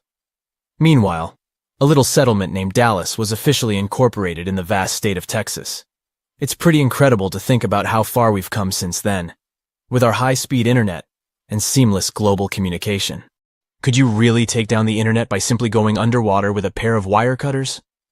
Well, technically, yes. You'll need to be all geared up, wearing your snazzy scuba suit and holding a pair of trusty wire cutters. You can also add a mischievous grin on your face just to create the right ambiance, don't you agree? Now, let's get serious. Cutting through those super important submarine communications cables is no easy task. They carry thousands of seriously dangerous volts. But here's the deal. Someone actually did it in Egypt back in 2013. A group of daring individuals wearing their sleek wetsuits and equipped with wire cutters decided to give it a go. Their target? The Southeast Asia Middle East West, Europe E4 cable. A whopping 500-mile lifeline that connects 3 continents. As soon as those mischievous cable cutters did their thing, chaos ensued. Internet speeds in Egypt took a nosedive, plummeting by a staggering 60%. Can you imagine the frustration of trying to load a cute puppy video and having to wait for ages? But hey, let's keep things lighthearted here. The internet, like a phoenix, rose from the ashes once the cable was repaired. Speeds were restored, and everyone could once again binge-watch their favorite shows and indulge in endless rounds of online gaming.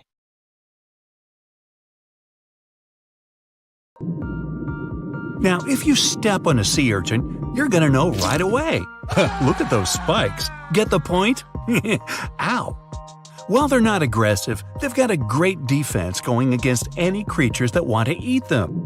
Venomous spikes and a poisonous bite. Pick your poison, literally.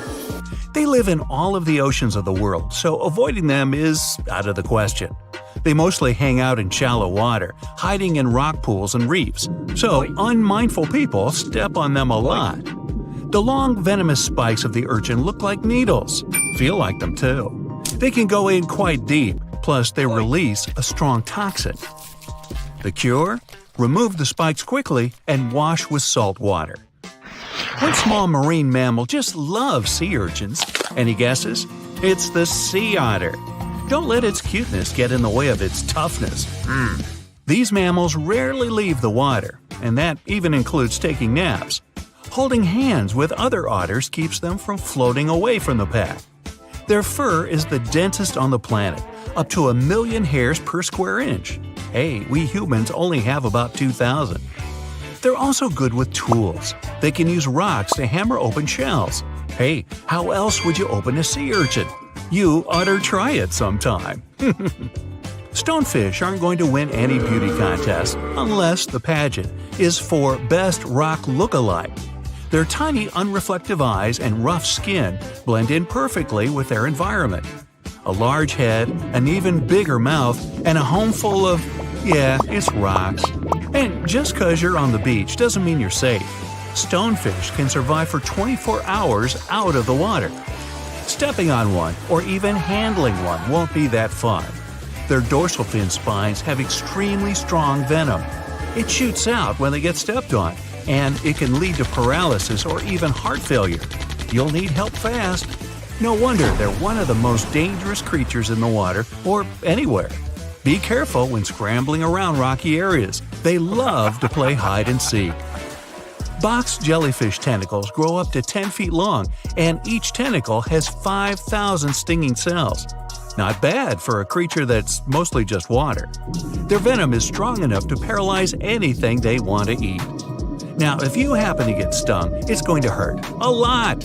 Its toxins contain proteins that affect the heart, skin cells, and even our nervous system. No wonder it's considered one of the most dangerous creatures on the planet. I wouldn't recommend using sunscreen, soda, coffee, or other older methods. They don't work. Your best bet is some good old-fashioned seawater.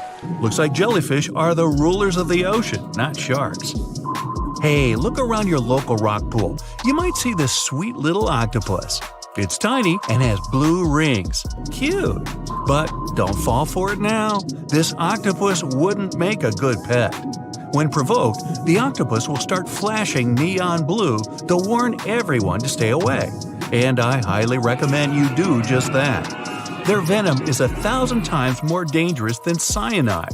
There's also no known antidote for it. The best thing to do? Take a quick picture and walk away. Better yet, just walk away. Now, not even the octopuses are normal down under. I'll stick with my shrimp on the barbie, mate. Do you see that large log near the ocean floor? Maybe it's part of an old ship, a treasure, gold, diamonds. Hey, I'm rich! As you get closer, you notice something. It's swimming. It's not a shark or a dolphin. It's a saltwater crocodile. Now, don't panic. If you bump into one of these reptiles in the sea, it's unlikely it'll think of you as food. Crocodiles have a special valve in their throat that stops them from drowning underwater, but that doesn't mean they can't bite. Usually they're heading to a nearby island, and the quickest way there is to body surf. They can't really take the ferry. Watching one from a distance should be okay, just don't swim to shore right away. They love to ambush their lunch in the shallow water. If there's one time I'd like to see a great white shark, It's when I'm diving with crocodiles. They'll gladly take a crocodile-sized nibble, given the right motivation. Going out on a boat off the coast of Mexico sounds like the perfect vacation.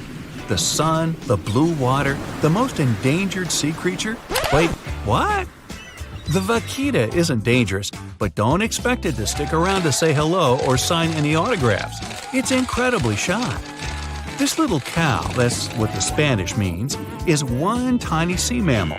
With those black markings around its eyes, it looks more like a sea panda to me.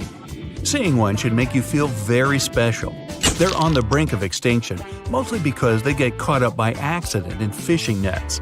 It's estimated that there are only 10 left in the wild. The Galapagos Islands are legendary. Giant tortoises, blue-footed bobbies, Sally Lightfoot crabs, and red-lipped batfish. But if you've ever swum around there, you might have seen something really unexpected in the water. Iguanas everywhere! These large marine reptiles eat the algae that grow on underwater rocks. They're strictly vegetarians. Yeah, I'll bet the fish are happy about that. A long, flat tail designed for swimming helps them move around, and sharp claws keep them on the rocks for their daily sunbathing sessions. But watch them closely. They sneeze a lot. They haven't got a cold or anything. They're sneezing out salt. A special gland keeps the salt out of their nose, and they've got to get rid of it somehow. Ooh, sounds painful. What's cool is that they don't mind us in the water with them. Because the islands have been so isolated, the creatures here aren't afraid of humans. Now, if picking up shells on the beach is something you like doing, make sure the shell you collect doesn't already have an owner. Snails are everywhere in this world, and they're mostly harmless to the touch. But there's always one, ruining it for everybody. Trust me, the cone snail is nothing like its land-based brothers. It's not vegetarian. There are over 500 species of this venomous sea creature, with a few that can really hurt you. These little snails are extremely vicious. They inject their venom through a harpoon-like tooth, and they don't even floss.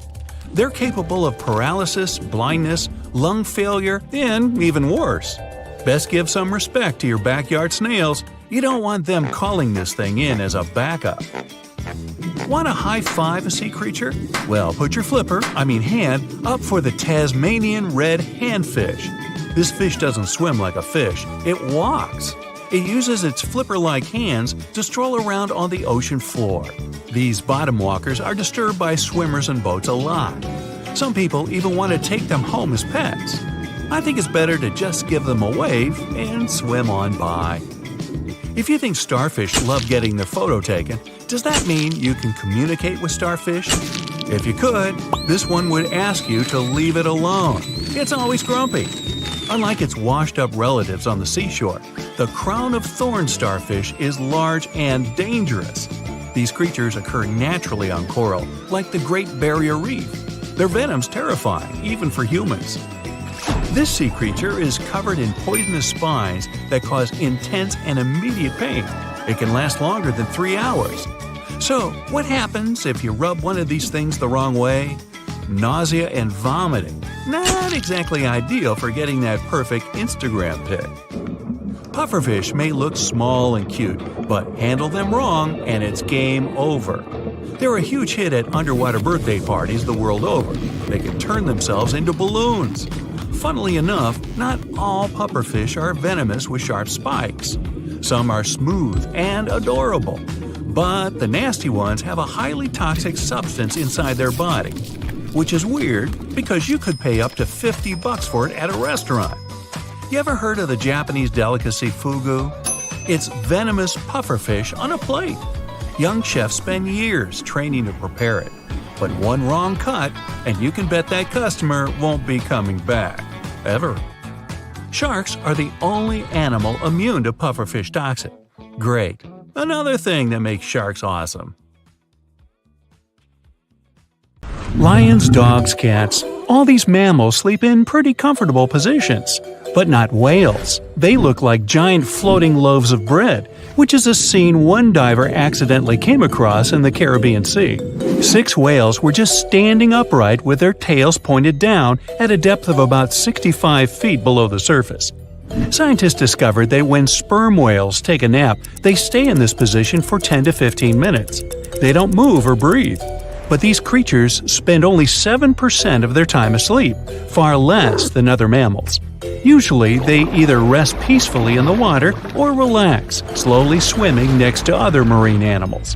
When they're moving and sleeping at the same time, they're actually taking a nap. These animals can't go too deep and need to stay close to the surface. Great white sharks sleep and hunt at greater depths, which means one less thing to worry about when taking a quick nap. Plus, it gets pretty cold the deeper you go, and whales need warmer environments that can help them maintain the temperature of their large bodies. When alone, dolphins enter a stage of deep sleep. It usually happens at night and lasts for only a few hours at a time. While sleeping, the animal floats at the surface. It shuts down half of its brain, I can relate, together with the opposite eye. The other half is at a low alert level, awake and ready to react if some unwanted visitor comes closer.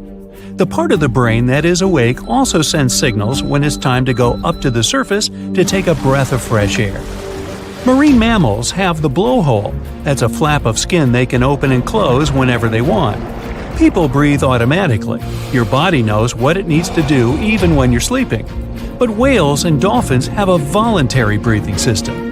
It means they need to consciously go to the surface to get some air. And one part of their brain needs to always be awake to inform the animal it's time to go up. Whales and dolphins can hold their breath way longer than other species. They also have a higher tolerance for carbon dioxide and can take in more air. Their red blood cells store more oxygen too. Whales and dolphins' blood goes only to those body parts that really need oxygen.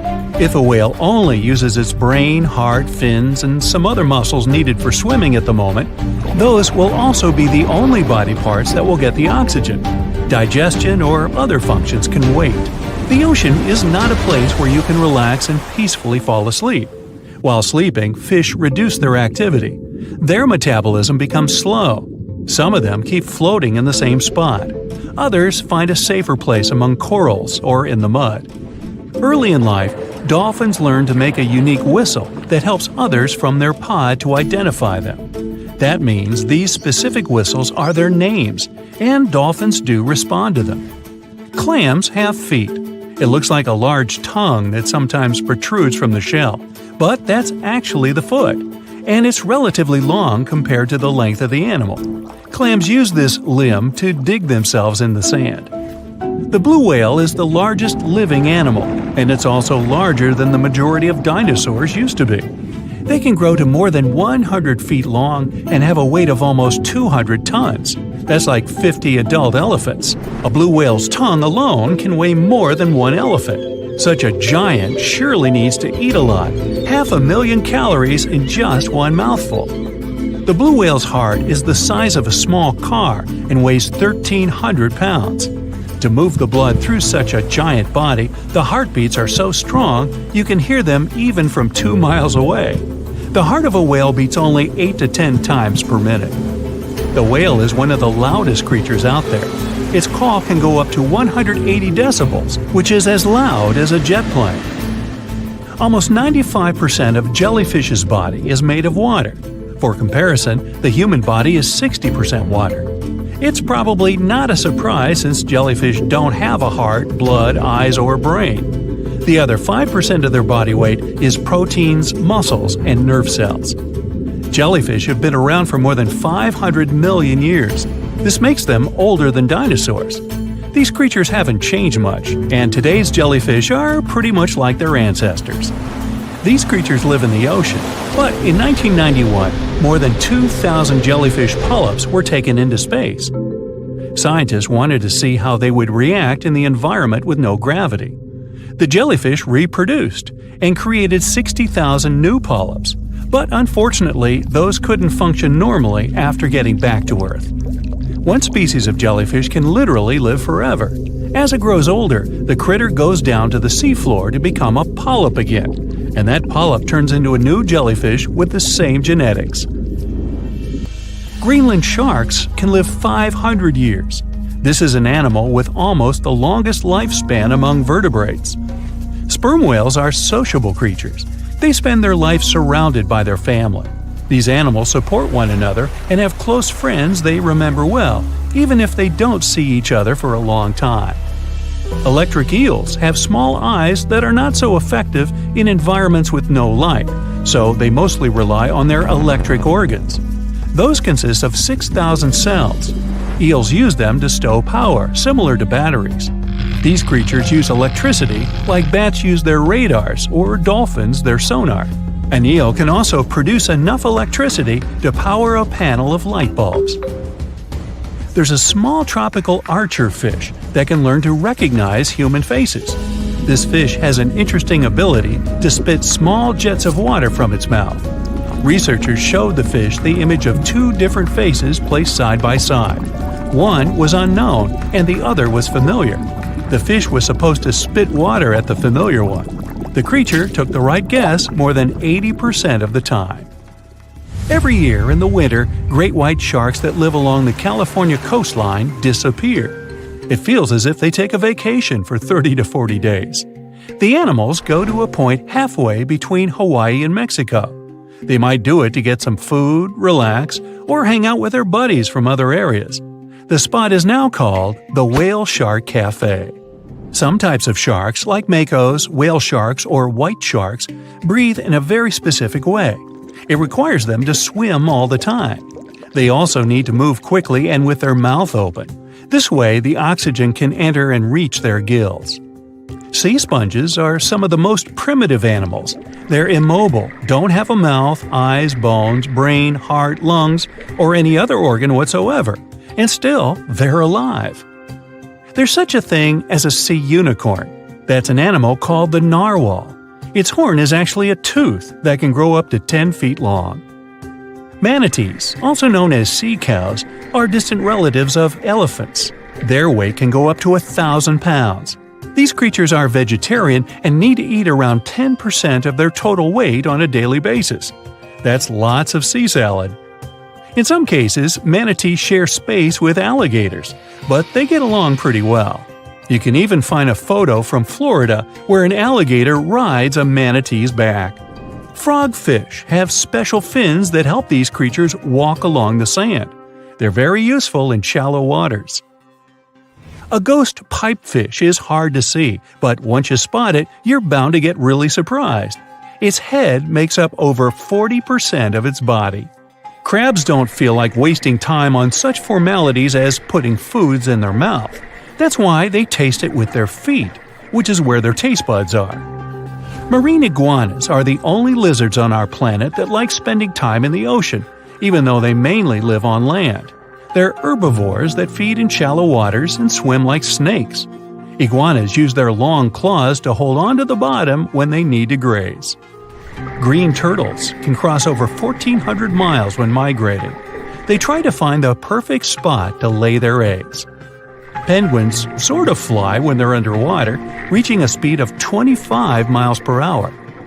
More than 5 million years ago, I've heard, I wasn't around then, deep sea worms and humans had a common ancestor. So we still share 70% of our genes with these creatures, and with sea stars, squid, and octopuses. The ocean covers over 70% of our planet, and over 80% of it is unexplored. More than 1 million species live there. But there are not only animals, 3 million shipwrecks are lying all over the ocean floor, hiding mysterious stories. Many of them are yet to be discovered.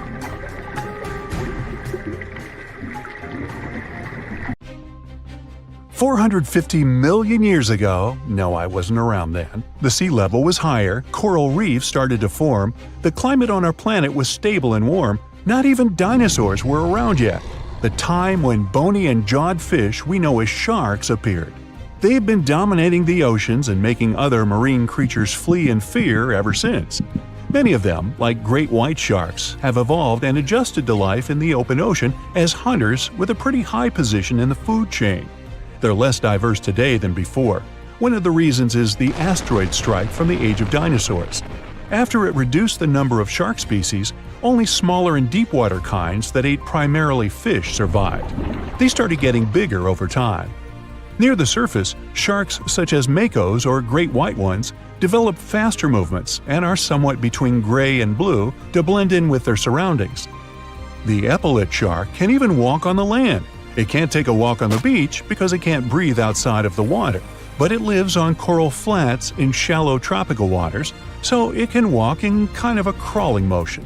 But deep down below, there are mysterious alien-looking, often huge shark species that didn't come to the surface, which is why they didn't need to adjust to the new environment and different conditions. They haven't changed a lot through time, so they're some living fossils.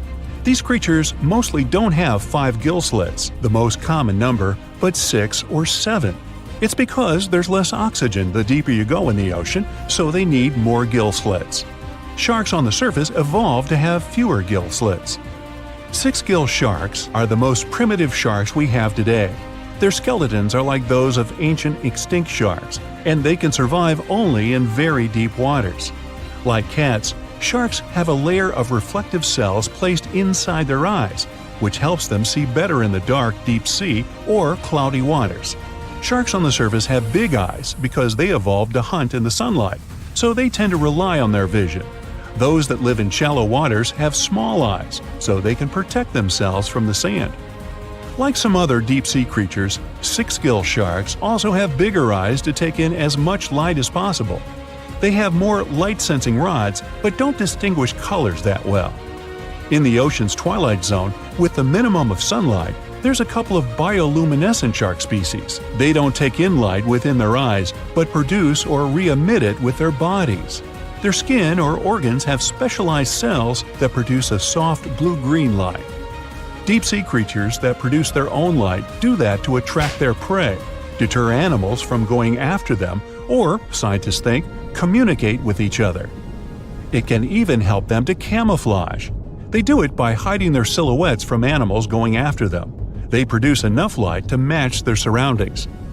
The biggest luminous underwater creature is the kitefin shark, found swimming 980 feet below sea level, preying on groundfish or smaller sharks. It can grow almost 6 feet long and lives 3,200 feet below sea level. Deep-sea sharks are also bigger than those on the surface. The Greenland shark can grow up to 24 feet long, bigger than a great white. There's a thing called deep-sea gigantism. Creatures in nutrient-poor depths of the ocean grow bigger because, that way, they lose less energy as heat. The Greenland shark lives its life in slow motion. It has a slow metabolism and can go very long periods without food. With their slow pace, they evolved to live up to 500 years at depths of 7,200 feet. Sharks in shallow waters catch their prey relying on agility and speed, but for them it's easier because there's plenty of food on the surface. Deep-sea sharks, with less food and slower life rhythm, had to develop a different style. They're more opportunistic, definitely not picky, and don't care if their future meal is alive or not. Frilled shark, another living fossil from the darkest depths, hasn't evolved much through time, and they're one of the last of their kind, with all of their relatives already gone extinct. It grows up to 7 feet long, primarily hunts on squid, and catches other sharks and fish.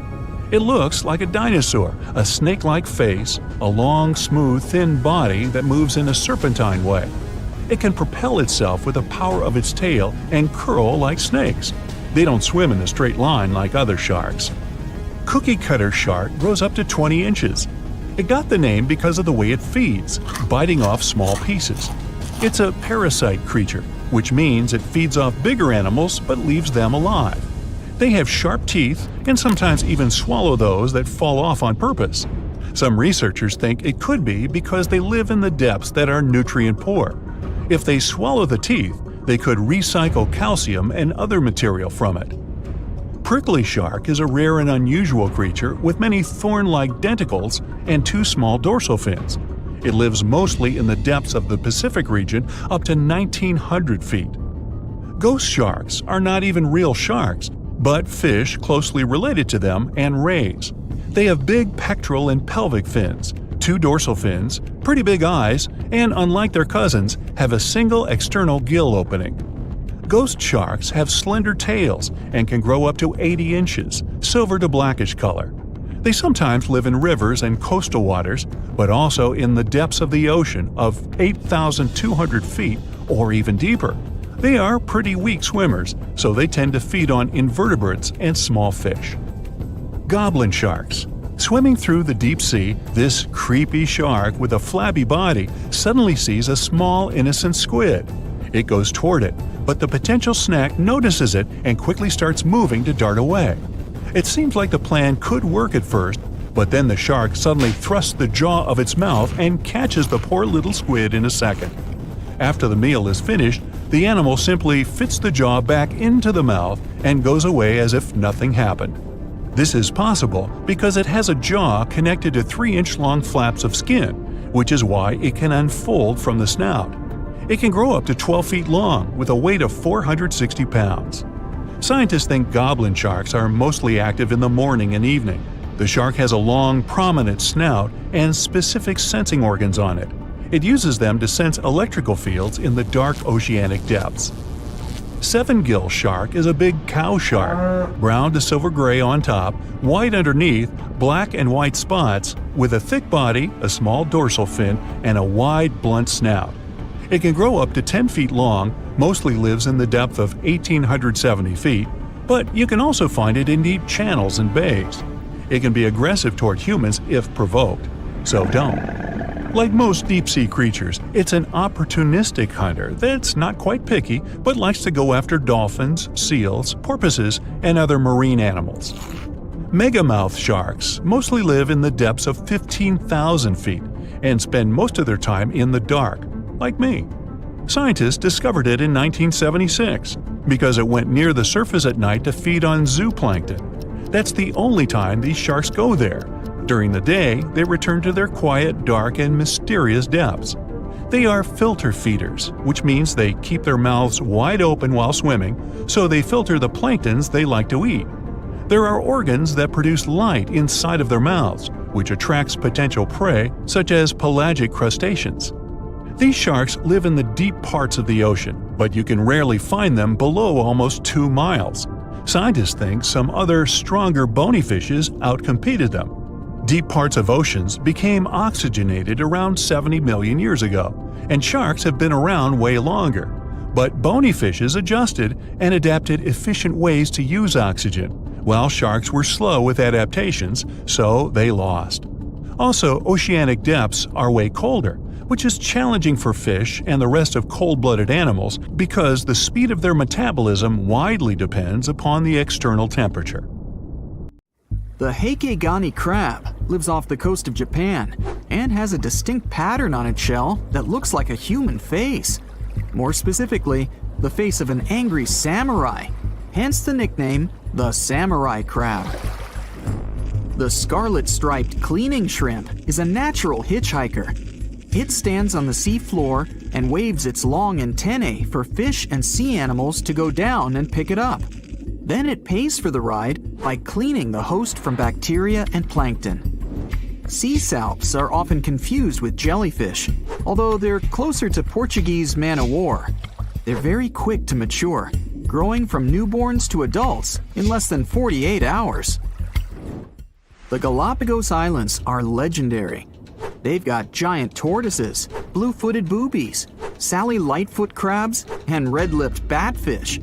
But if you've ever swum around there, you might have seen something really unexpected in the water. Iguanas, everywhere. These large marine reptiles eat the algae that grow on underwater rocks. They're strict vegetarians. I bet the fish are happy about that. A long flat tail designed for swimming helps them move around, and sharp claws keep them on the rocks for their daily sunbathing sessions. But watch them closely, they sneeze a lot. They haven't got a cold or anything, they're sneezing out salt. A special gland keeps the salt out of their nose, and they've got to get rid of it somehow. Sounds painful. What's cool is that they don't mind us in the water with them. Because the islands have been so isolated, the creatures here aren't afraid of humans. Fish can fly too. Thanks to their wing-like fins, flying fish can soar a distance of about 600 feet, almost as long as 2 football fields. They need flight to escape from predators. The skeleton shrimp could be the stuff of nightmares if it wasn't so tiny. As it is, it looks like a stick insect, but almost completely transparent. This creature looks more like a fish from a horror movie than from Earth's oceans. The sea devil anglerfish resides at a whopping depth of 3,200 feet and has no shortage of weird features: razor-sharp teeth, a misshapen body, and an unsettling stare. But perhaps the creepiest thing about the sea devil anglerfish is the way it catches its prey. It has a fishing rod-type appendage on its forehead that has a glowing light attached to the end to attract animals. Once these animals come close enough to the light, bam! They're captured by the sea devil's massive jaws. These guys are even capable of eating prey larger than they are, so their eyes aren't bigger than their stomachs. Starfish can cover their prey with their stomachs and eat it outside its body. Then, they simply bring their stomachs back inside. Well, that's handy. Their relatives, sea cucumbers, can do the same party trick, except that they leave part of their guts behind to scare their attacker. It's okay, the missing parts quickly grow back. Cockatoo squids, or glass squids, are a large genus whose members can reach quite impressive size. Yet, one thing they have in common is that their bodies are transparent, and the internal organs glow in the dark. Despite the hairy octopus looking like it's forgotten to comb its hair in the morning, it's actually its skin that's sticking in every direction. Other sea creatures have a harder time realizing where the octopus itself is this way, I guess. The hairy squat lobster lives in reefs, hiding from its enemies in crevices. If you're lucky to see it, you'll instantly notice the drastic difference between its whitish hairs and vibrant pink and violet claws. If you step on a sea urchin, you're gonna know right away. Look at those spikes. While they're not aggressive, they've got a great defense going against any creature that wants to eat them. Venomous spikes and a poisonous bite. Pick your poison, literally. They live in all the oceans of the world, so avoiding them is out of the question. They mostly hang out in shallow water, hiding in rock pools and reefs. So, unmindful people step on them a lot. The long venomous spikes of the urchin look like needles. They feel like them too. They can go in quite deep. Plus, they release a strong toxin. So, what's the cure? Remove the spikes quickly and wash with salt water. Sea turtles are constantly crying. They're not sad or anything. The weeping is only because they excrete excess salts from their body through their tears. Box jellyfish tentacles grow up to 10 feet long, and each tentacle has 5,000 stinging cells. Not bad for a creature that's mostly just water. Their venom is strong enough to paralyze anything they want to eat. Now, if you happen to get stung, it's going to hurt a lot. Its toxins contain proteins that affect the heart, skin cells, and even our nervous system. No wonder it's considered one of the most dangerous creatures on the planet. I wouldn't recommend using sunscreen, soda, coffee, or other older methods. They don't work. Your best bet is some good old-fashioned seawater. Looks like jellyfish are the rulers of the ocean, not sharks. The margined sea lizard isn't an actual lizard. It's a kind of sea slug that dwells close to the water surface. It swims upside down and somersaults to get food. And let's admit, it looks very cute. When some foreign object gets into an oyster's shell, be it a grain of sand, a parasite, or garbage, the thing irritates the mollusk's inner walls. Since the animal can't spit the item out, it envelops it in thin layers that separate from the body. These pearlescent layers accumulate until they form a round pearl. In the past, people believed that pearls were the tears of mermaids. Now we know they're just some decorated debris. Dolphins have highly developed communication. They call each other by name. Each dolphin responds to a specific sound. Mostly they say, "Stop calling me Flipper." The orca is the largest of dolphin species, and they actually have different cultures. Two orcas from different social groups won't even understand each other's language. They're the only animal known to do this. I wonder if they developed any Google Translate for dolphins. The banded shrimp, or banded boxing shrimp, was really aptly named. It's got bands of color all over its body and always stands in a boxer-like, ready-to-strike pose. The brown-lined paper bubble is another sea slug, and it definitely looks like one. It's got a special ability, though. It can quickly burrow holes in the sea floor, hiding from enemies inside them. The snakefish, as the name implies, looks a lot like a snake, but it has a very distinctive feature. It can walk on its fins. Thanks to this peculiarity, it easily crawls from one waterbed to another, choosing habitats more to its liking. On the way, a snakefish can get hungry, for sure, so it often munches on small birds and rodents. It can grow quite big, though, and hunt even larger animals.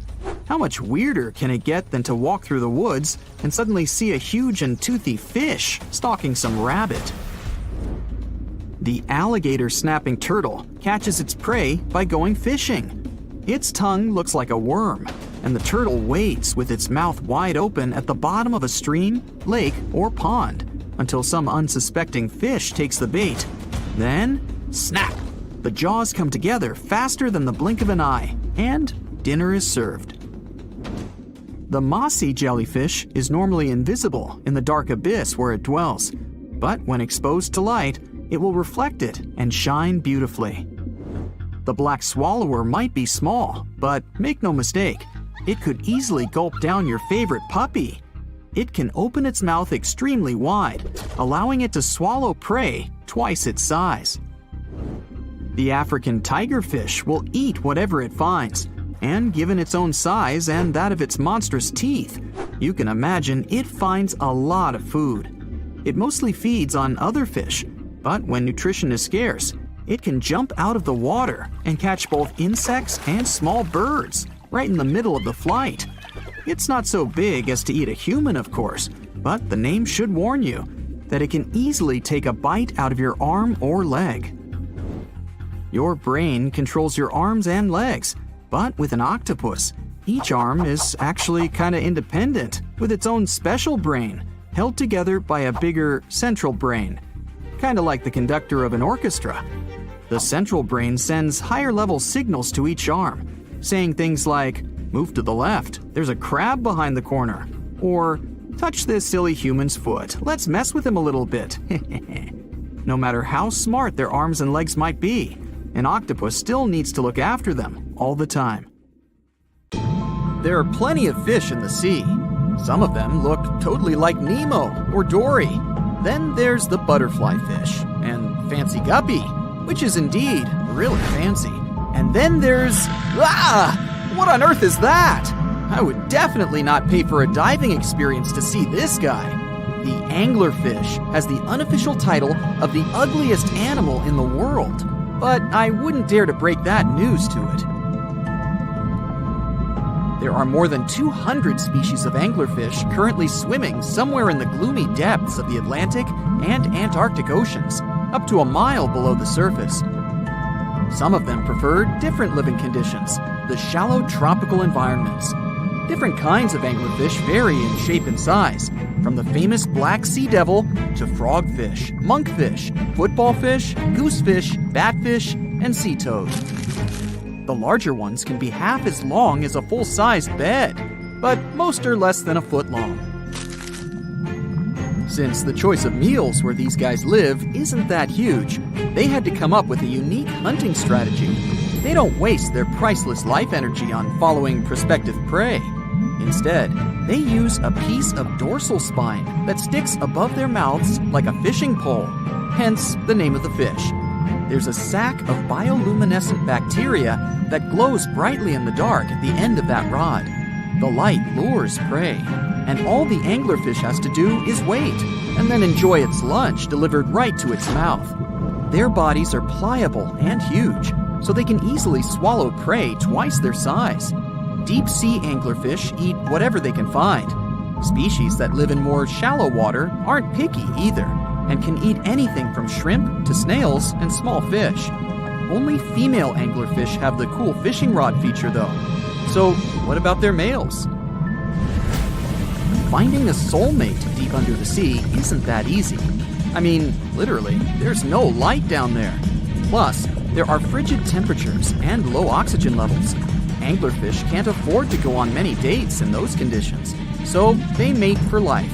And before you go aw about it, I have to tell you, they do it in quite a special way.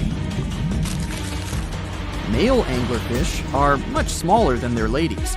The contrast is so striking that when researchers first got interested in their love life, they thought those males were actually the offspring, or larvae, hanging out next to their moms. Certain anglerfish male species have receptors that alert them that there's a female nearby. After they mate, the male bites into his woman and stays attached to her head, belly, near her tail, and other areas he can access.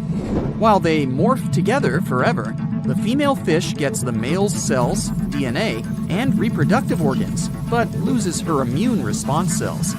The male gets free permanent housing and nutrition. Given the current real estate prices, it sounds like a dream. But that accommodation is shared by up to 8 males, and they can't move out if they ever feel like it.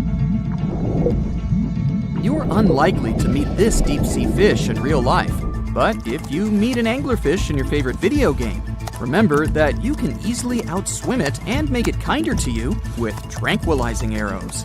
Once you befriend it, the anglerfish can be your scout and help you discover new areas with its bioluminescent pods. Back in the real world, down in the twilight zone of the ocean, about 650 to 3,300 feet down, the anglerfish isn't the only creature you're lucky you'll probably never meet. Many of the locals look like they come straight out of science fiction or horror movies, but that's because they had to adapt to this dark, deep world. I did my best to get you prepared for the creatures you're going to meet, starting with the common fangtooth. They spend most of their lives deep down, but at night, they move toward the surface to snack. These guys are more active than most other deep-sea dwellers.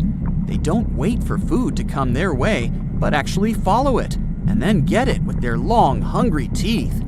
They don't have a built-in light bulb like the anglerfish, so they've developed a great sense of smell and use as much sunlight as they can get there in the depth to get around. Sometimes, even the shadow of a passing by prospective prey is enough for them to switch to action mode. And though they don't look too charming, they're completely harmless to humans if you ever run into one of these guys. Stoplight Loosejaw sounds like a great name for an alternative band, but it's actually another deep-sea resident with sneaky hunting habits. It has special light-producing photophores under each eye. They emit green and red light like a stoplight, hence the name of the fish. Unlike other fish, these guys hardly ever leave the twilight and midnight zones. Their lower jaw is a quarter of the total body length, and the stoplight keeps it open all the time, hoping to get some lunch. It looks like a ferocious predator, but mostly prefers zooplankton, with an occasional dessert of shrimp, krill, and fish. I'm sure you didn't expect to meet a hybrid of an eel and a bird, but here it is! The slender snipe eel has a beak, much like that of a bird, with curving tips.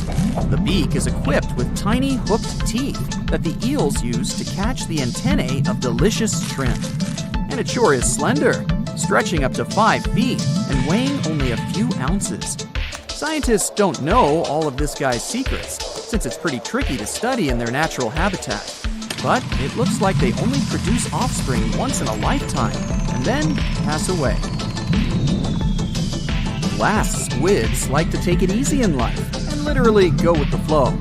They're filled with a solution which is lighter than water, so they don't have to make any effort to move around the deep sea looking for food and partners. These creatures are transparent, so they blend into any landscape and don't even cast a shadow while moving. Talk about a great survival tactic. If danger finds it anyway, it can transform into a lumpy ball, pushing its head and tentacles into its mantle cavity. It can also release ink into the mantle and go from transparent to black.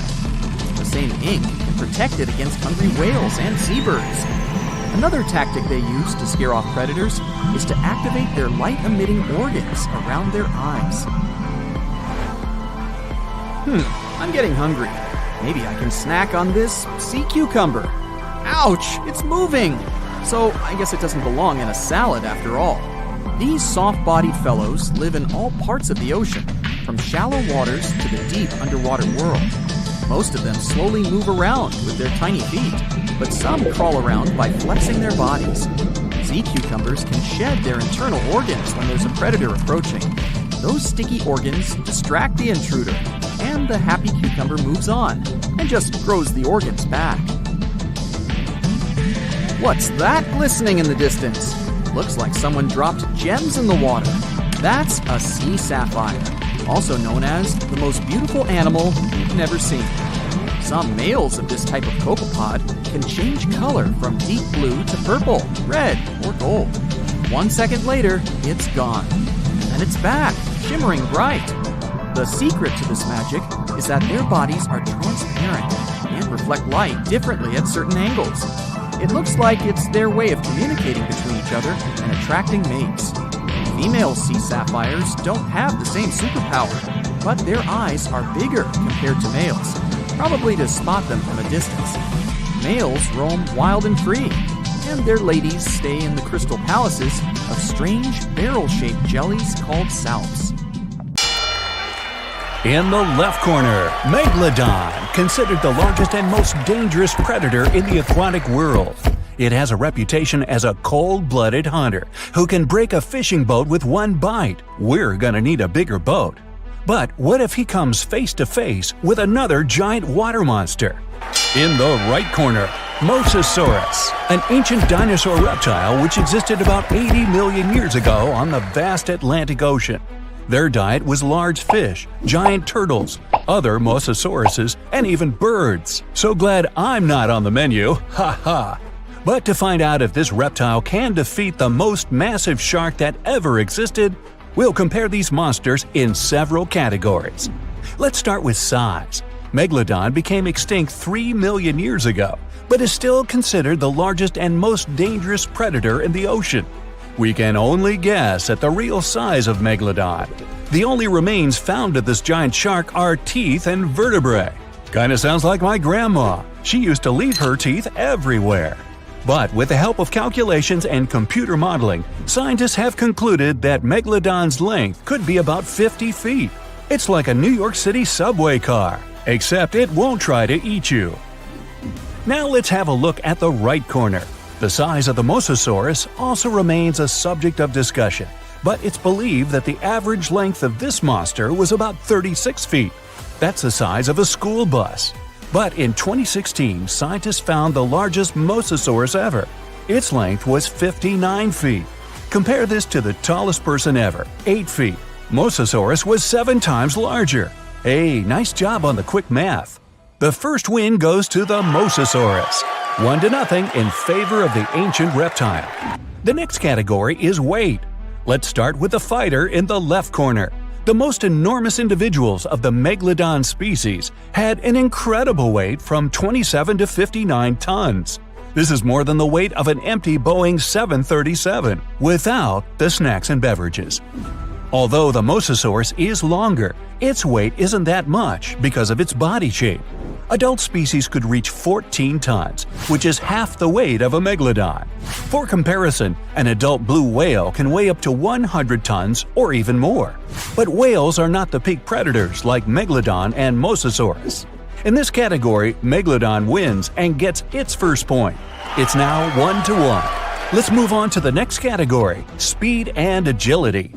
Megalodon wasn't the fastest fish on Earth. He could reach a speed of about 11 miles per hour.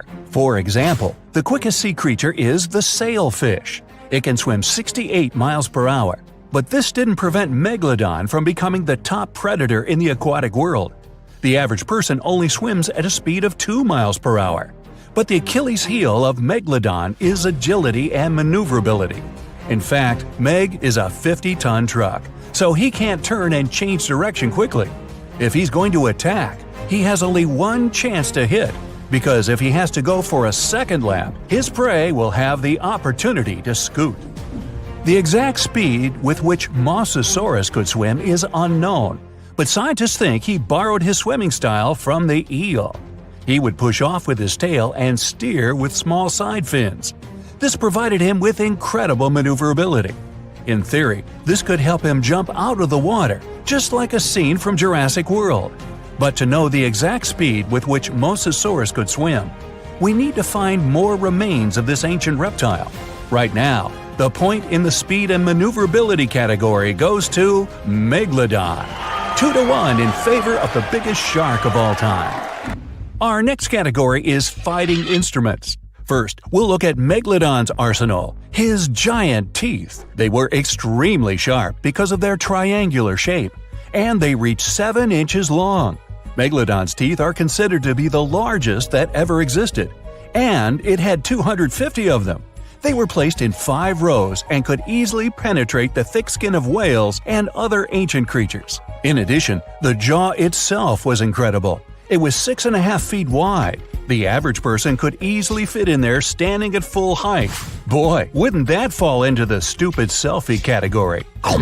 The muscle strength combined with the giant maw gave Megalodon one of the strongest bites on our planet. The primary tool of the Mosasaurus is the jaw. Its jaw held 40 to 50 sharp and massive teeth. They were conical in shape to penetrate even the thickest skin, like a knife through butter. And the jaw itself was similar to a snake's. So Mosasaurus was able to swallow colossal prey without even chewing. In some of the discovered remains of Mosasaurus, perfectly preserved remains of fish were found, and they were 3 feet long.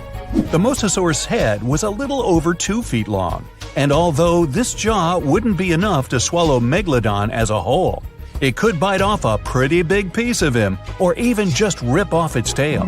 For this ultimate combat tool, the Mosasaurus gets the point. The score is tied 2-2. The last category is combat skills. Although Megalodon has a giant mass and sharp teeth, he reached the top of the food chain for another reason: intelligence. Scientists found many remains of whales with scars from Megalodon's teeth. These findings have helped to understand the hunting tactics of this giant shark. It turned out that Meg could find weaknesses in other marine creatures and knew where their vital organs were located. Other remains had many fractures. Apparently, the victim had experienced Megalodon's 50-ton ram. It could easily have broken through concrete walls. The whales didn't stand a chance. With the help of strategy and tactics, Megalodon could have handled prey much bigger than himself. He could attack the whale's tail and fins until he was completely immobilized. And then, when the victim was defenseless, well, like they say, dinner is served. Unlike sharks that love to ambush, Mosasauruses were quite aggressive. Scientists found many remains of the Mosasauruses with traces of teeth marks from their own species. Whether they fought for food or territory is unknown, but we know for sure that their fights were brutal.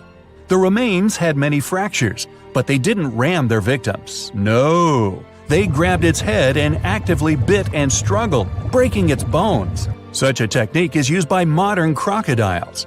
Also, the Mosasauruses had excellent vision, which gave them a chance to see the victim from afar and attack unexpectedly. Before we move on to the fight, a bonus round: Audience Sympathy Prize. Megalodon has appeared in many different movies, TV series, and comics, and each of its appearances has inspired fear in the audience. He really has a reputation as an ideal predator, and I would bet my money on him. Mosasaurus, on the other hand, doesn't have many appearances in popular culture, but the scene where he eats a great white shark in one bite surprised spectators around the world. So this dinosaur has the potential to become a star. This, of course, doesn't affect the outcome of the fight. Oh, there's the gong. Now we'll find out who will win this fight. Opponents meet in the waters off the coast of North America. Mosasaurus noticed Megalodon from far away and attacked first. However, his teeth are not big enough, and he barely hurts the Meg. Now, the giant shark is attacking the reptile. Mosasaurus is very agile, and he easily dodges the slow blows of the Megalodon. They break apart. It's time to change tactics, and Megalodon decides to go for a trick.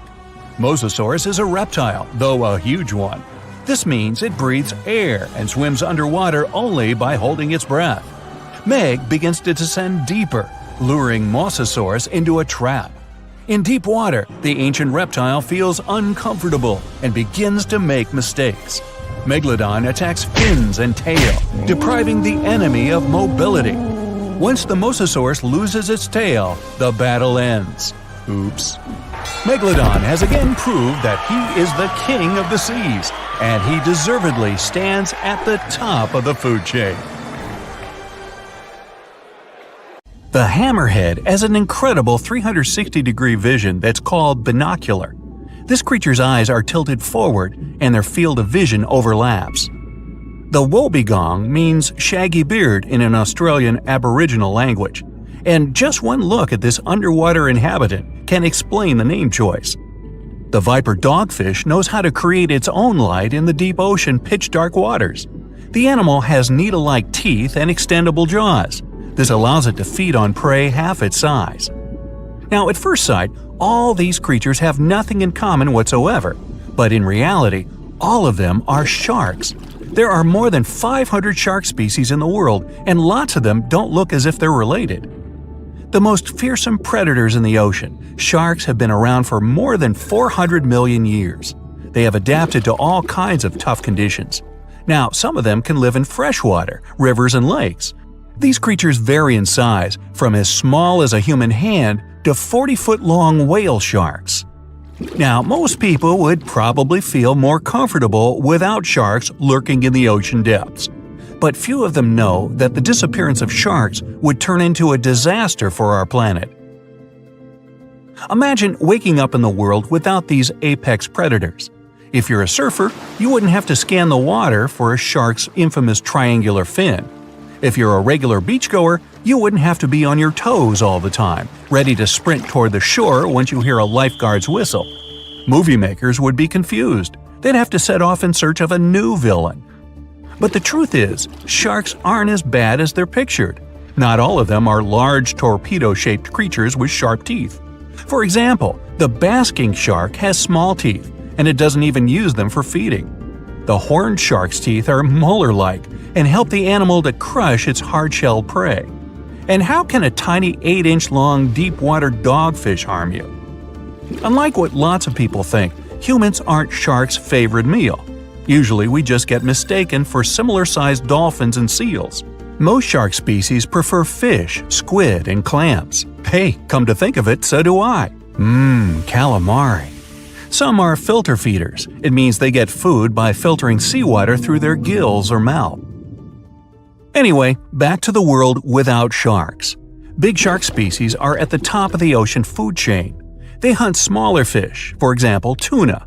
Those in turn eat even smaller sea inhabitants, mostly bottom-feeding species that live off algae. If sharks disappeared, it would totally mess up the entire food chain. Without sharks to control the fish population, the smallest algae eaters would soon be swallowed up by predators.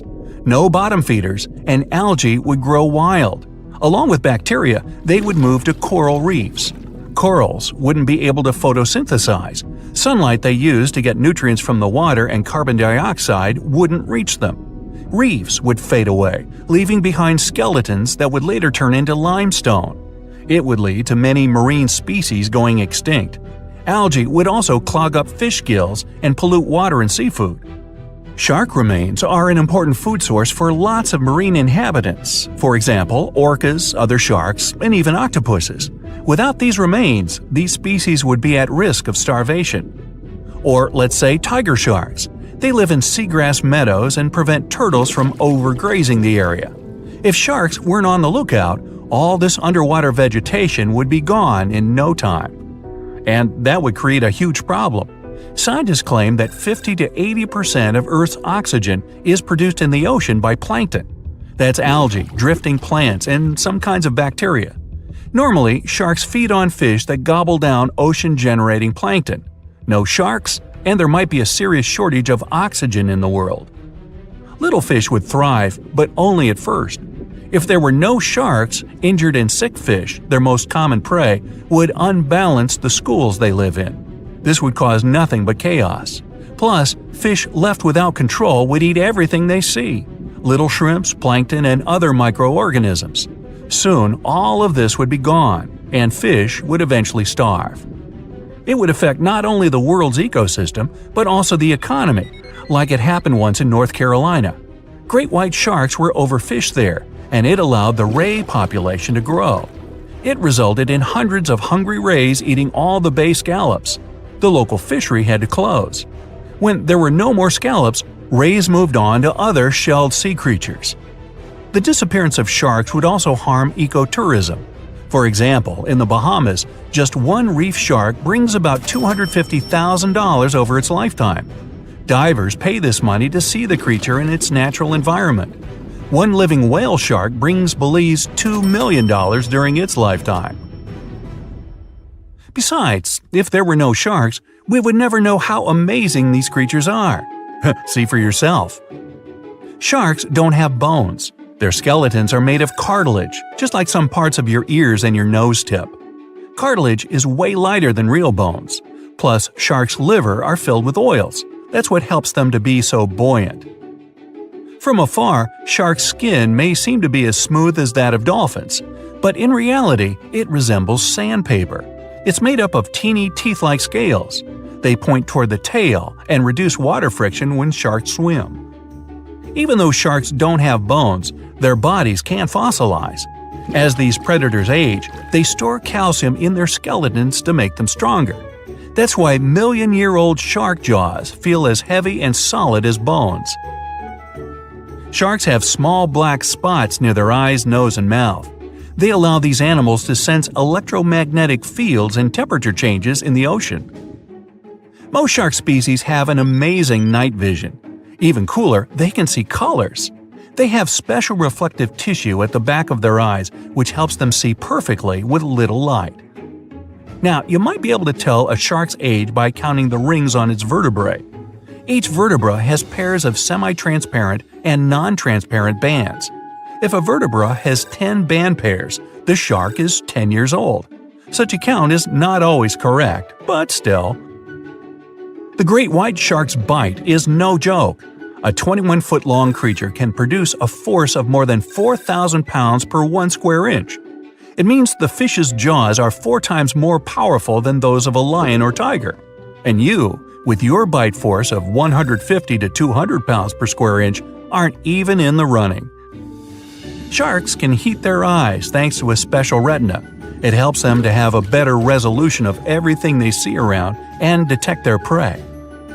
Some bottom-dwelling shark species, for example nurse or angel sharks, have a special opening behind their eyes. It supplies oxygen directly to their brain and eyes. Sharks use this organ when they're resting at the seafloor or eating. But most shark species have to swim all the time to pump water over their gills. Sharks live in all oceans on the planet, but several species feel great in fresh water. Bull sharks, for example, can be found in tropical rivers. They've adapted and can now live in both fresh and salt water. And river sharks, true to their name, swim in the rivers of New Guinea, Australia, and South Asia. The number of teeth may vary from species to species, but most sharks have more than 15 rows of them in each jaw. One line after another, they go from the largest and most functional up front to the smaller and less powerful in the back. A shark can have as many as 35,000 cavity-resistant teeth in a lifetime. Now, you, as a human, can shift only your lower jaw, but a shark can move both its upper and lower jaws. It allows the creature to have a better grip while hunting. Sharks not only smell things exceptionally well, their hearing is excellent too. They can spot their prey from 3,000 feet away because they hear low-frequency sounds. The predators will easily recognize the sounds made by a fish's contracting muscle tissue. Sharks are slow-growing species, and they don't breed often. It makes them extremely vulnerable. People had better protect these creatures rather than fear them. Oh, and finally, when you go to the casino poker tables, be wary of one more species, the card shark. If you're not careful, he'll take all your money. Ooh, You're diving into the dark and icy waters of Antarctica. The eerie blue darkness is enveloping you, reminiscent of the vast expanse of open space. In these depths, where you least expect to encounter any living creature, you suddenly hear a loud, strange sound. A quacking noise, as if a giant duck was hidden in the deep. In 1960, researchers first recorded this sound and named it bioduck. Clever. For decades, they tried to unravel the mystery of its source. Was it a giant kraken? An extraterrestrial spaceship that had crashed into the ocean? A mysterious sea monster? Or perhaps an enormous duck? There were many versions, one more bizarre than the other. Oceanographers detected similar sounds in other locations as well, off the western coast of Australia and near New Zealand.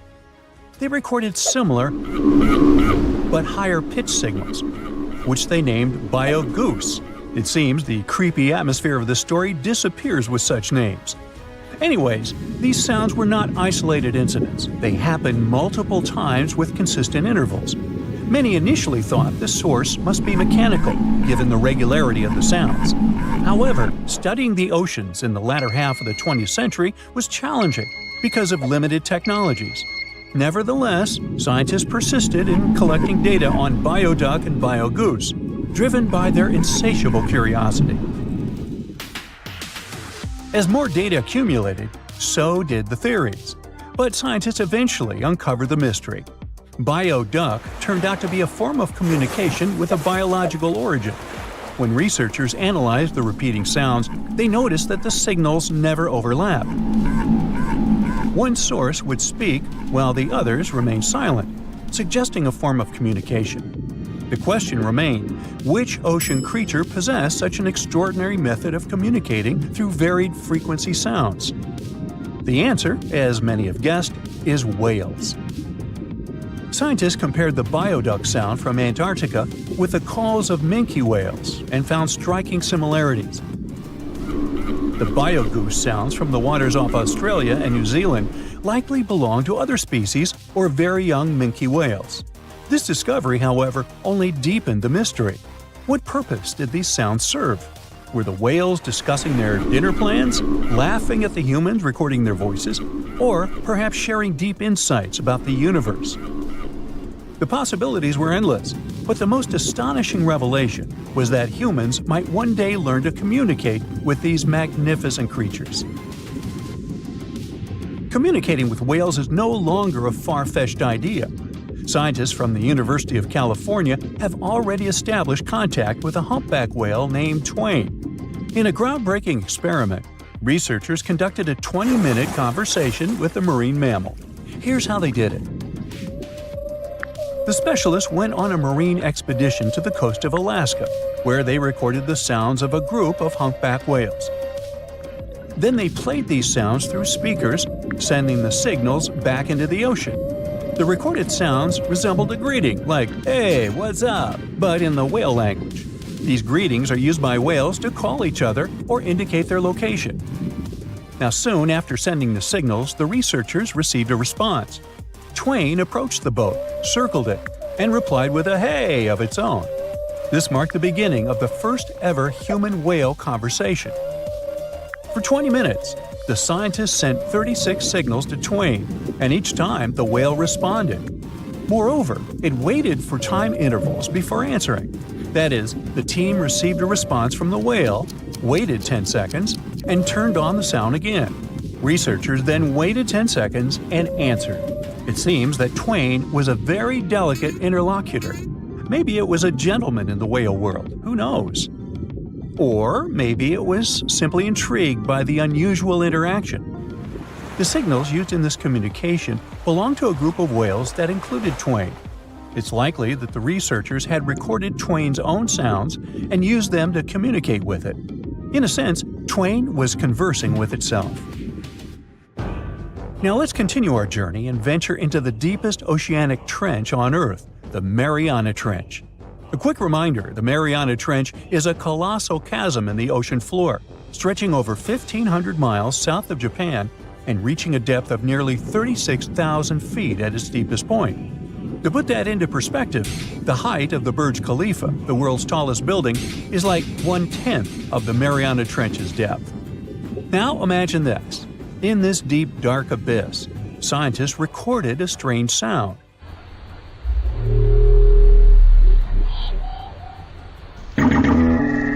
Unlike bioduck, this sound resembled something from a science fiction movie, a low rumble, followed by a metallic ping, reminiscent of the sounds made by spaceships in sci-fi movies. Researchers named this mysterious phenomenon biotwang noises. Scientists first detected this strange sound in 2014 during an acoustic survey of the Mariana Trench, and they quickly identified its source: whales, specifically Bride's whales. Using artificial intelligence, researchers analyzed around 200,000 hours of audio recordings from the ocean and found matches with a group of Bride's whales. Like other animals, these whales use sounds as a form of communication. Now, did you know what else was found at the bottom of the Mariana Trench? A plastic bottle. It's unlikely it was done by a kraken or a whale or some type of monster. Everything is simpler here. The bottle ended up there because of a human. But that's a topic for another video. Okay, let's deal with one more sound. No whales this time, just a mysterious sound in the loneliest place on Earth. This place is called Point Nemo, and that's why it's so lonely. Located in the South Pacific Ocean, Point Nemo is the most remote spot from any land. The nearest island is 1,450 nautical miles away. It's about the same long distance from land in all other directions. Moreover, here, there's almost no marine life, since few water currents reach this spot, and therefore few nutrients are supplied. In a sense, it's a water desert. And so, in 1997, oceanographers recorded a very strange and frightening sound coming from the depths in the area of Point Nemo.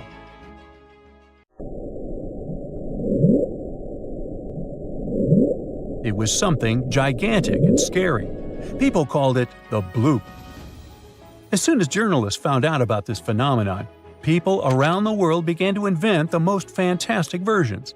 The most popular of them was that the sound source was a giant sea monster, kraken, or some other creature. The hype around the bloop didn't last very long. Scientists managed to find out the nature of the mysterious noise. It turned out it belonged to an iceberg. When they crack and collapse, they create powerful ultra-low frequency sounds that can be heard from a very long distance. To confirm this version, scientists recorded the sounds of other icebergs and heard something similar to the bloop. Oh, by the way, Point Nemo is so lonely that space agencies drop out-of-service satellites here. Space objects just fall in the water. There's a 99% chance that no animal or human will be harmed by falling debris in this lonely place. That's why many people call it the satellite cemetery. But what if, someday, a spaceship from another planet falls here? What if it has already fallen in Point Nemo and sometimes emits an emergency signal that breaks through the ocean? Ooh. All the mysteries you have heard have already been solved. How about we end this video with a mystery that still baffles scientists? Meet upsweep.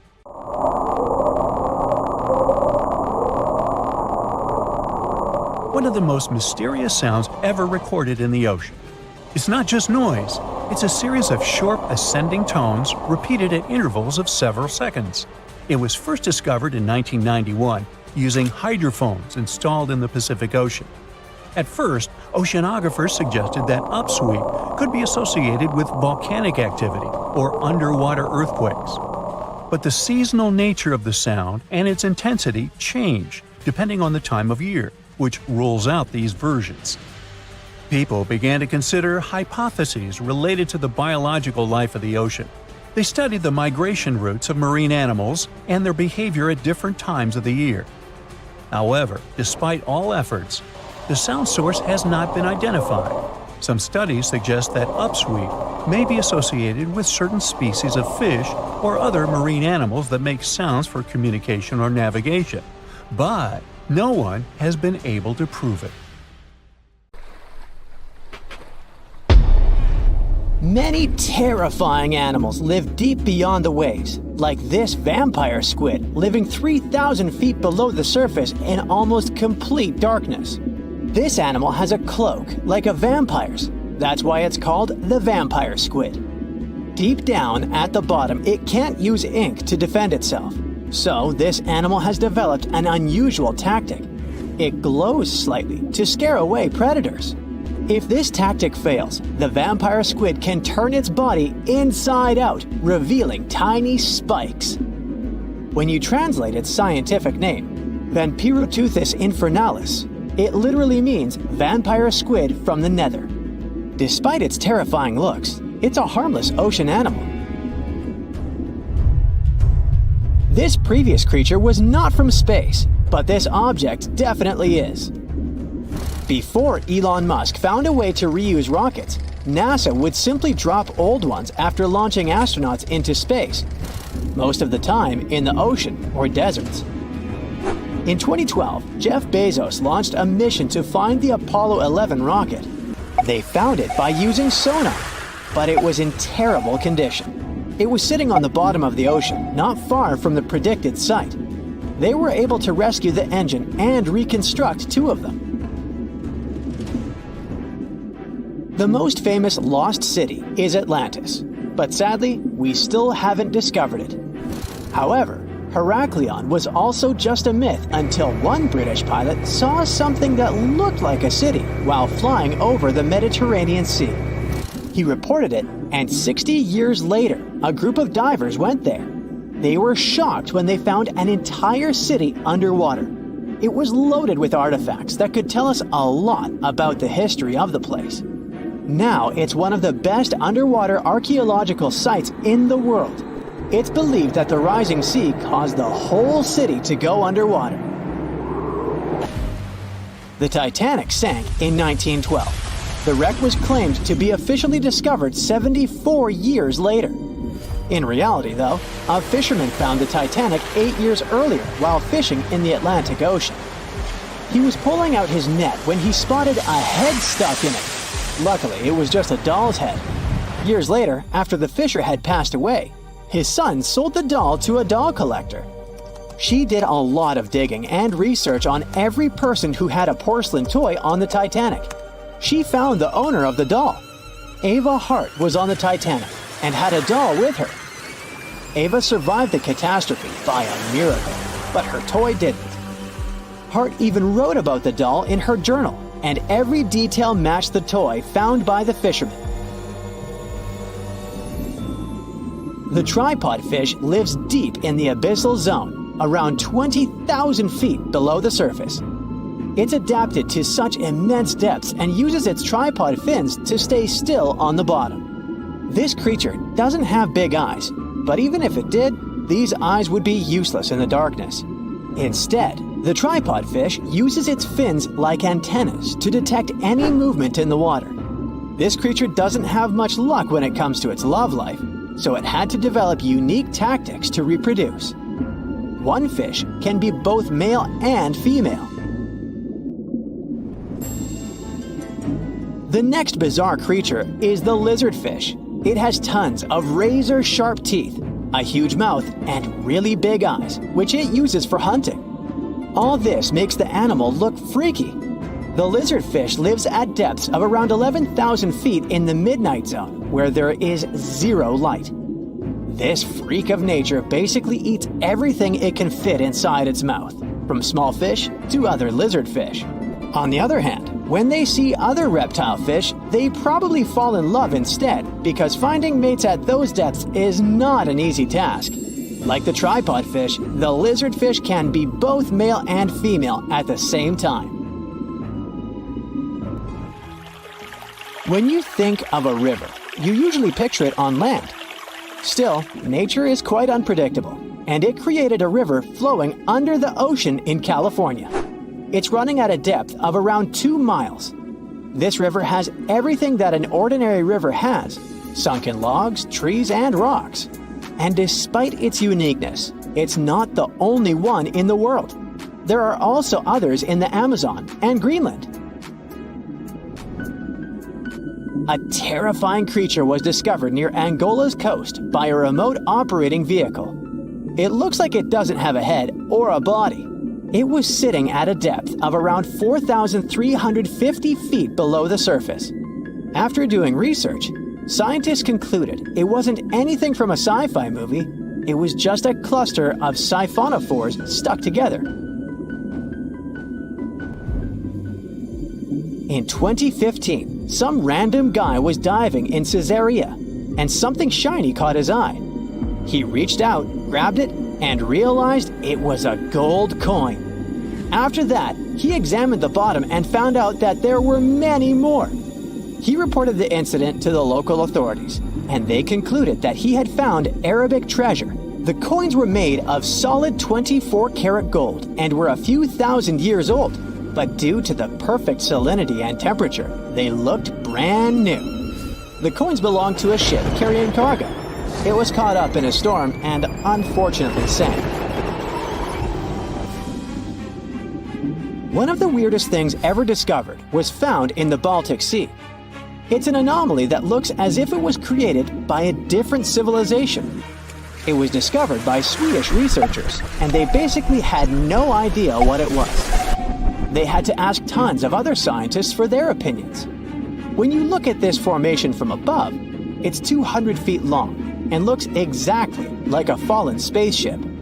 It's hard to believe that it's a natural formation, but spoiler alert, it's totally made by nature because the Baltic Sea has gone through many erosions throughout history.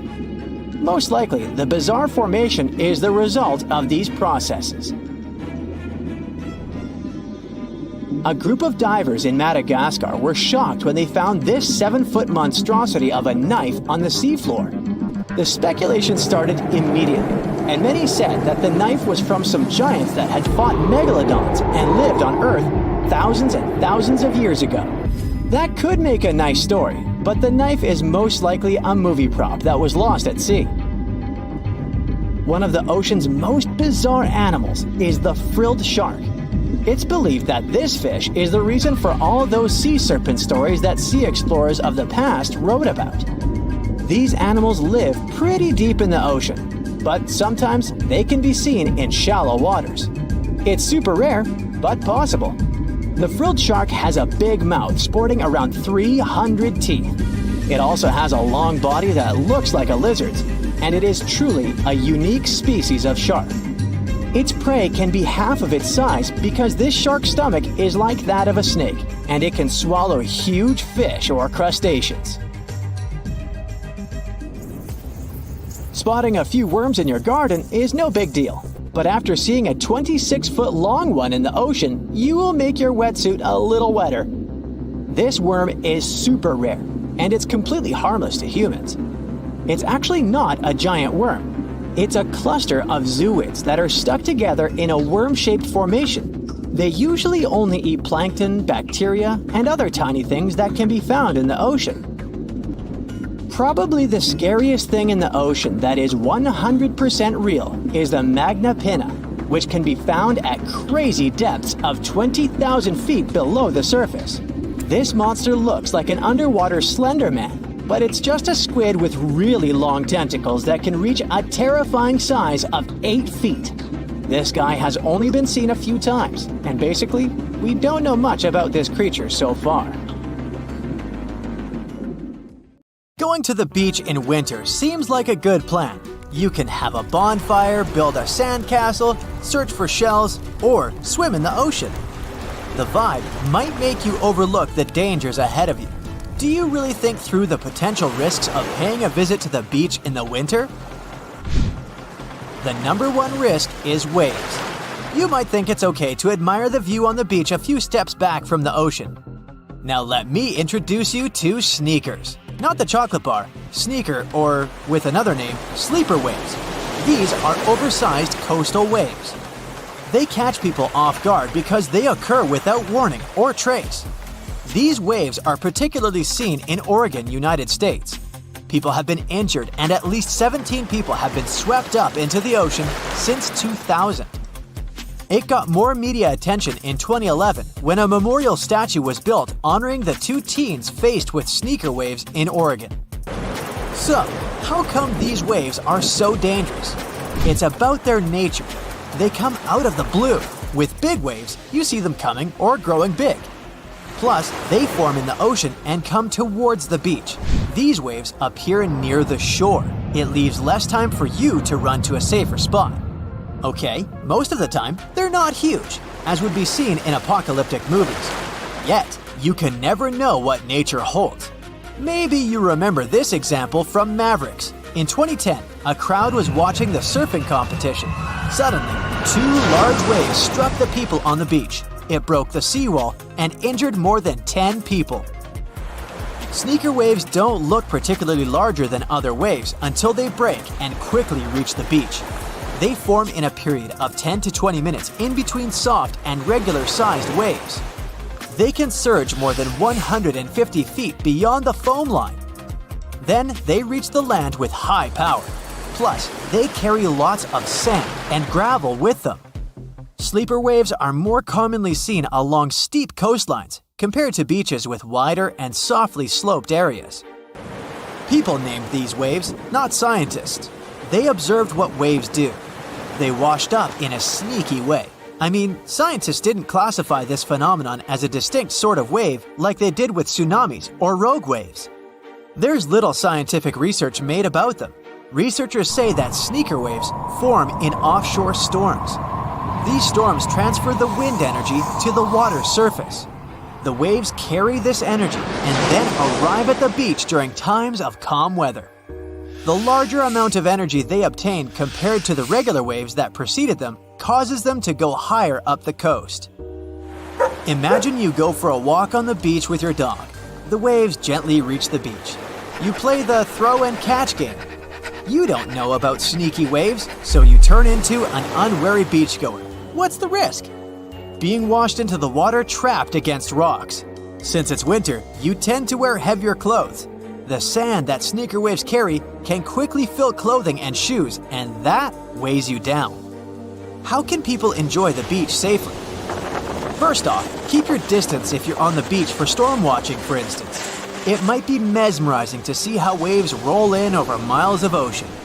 The storms hit the shore, and you look at those extreme turbulent swells transform into strong 30-foot-long waves.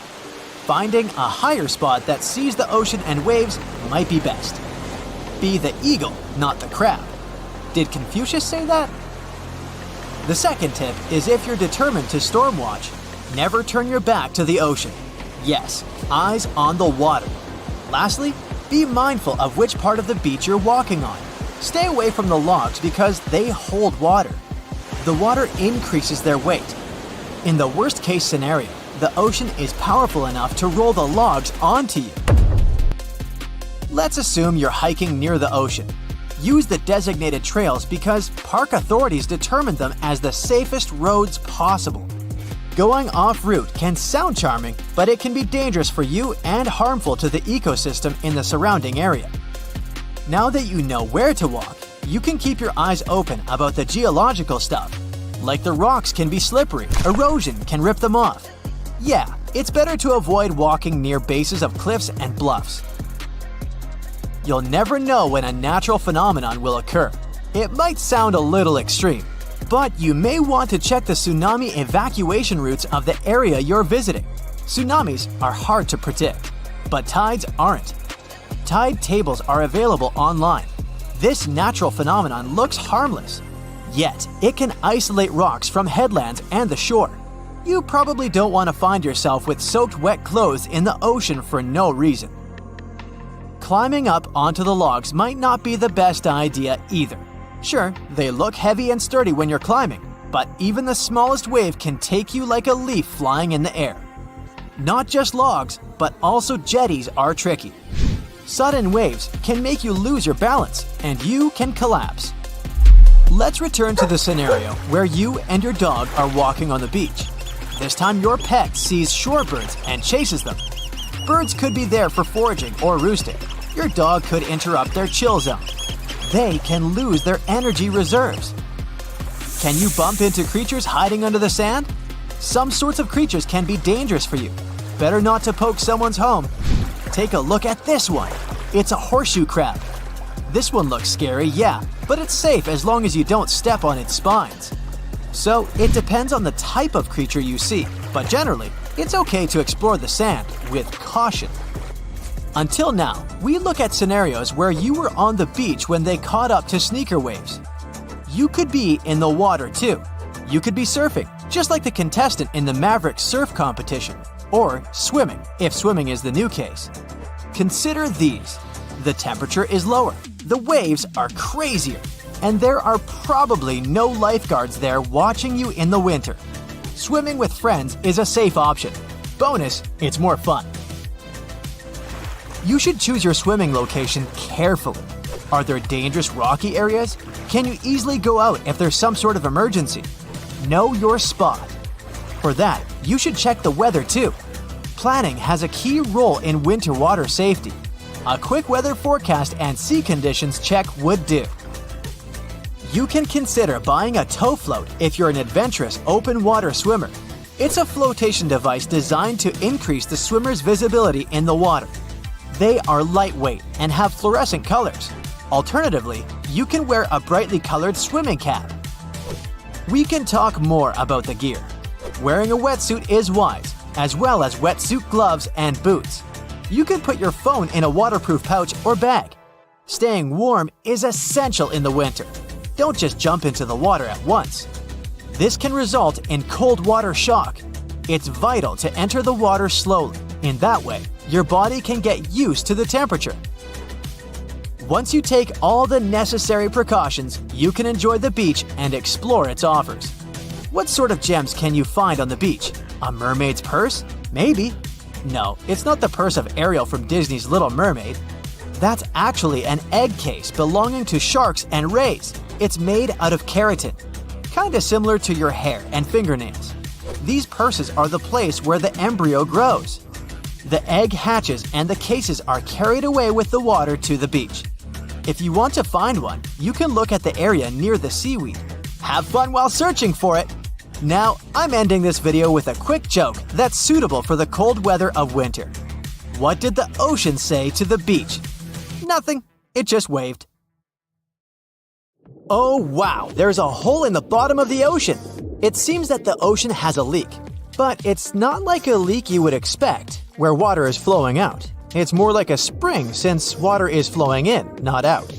This unique leak is something we know as Pythia's oasis. A grad student was the one who accidentally discovered it. He noticed bubbles that were rising to the surface. Normally, bubbles in the ocean tell us there might be some hydrothermal vents, which are hotspots for some pretty cool things.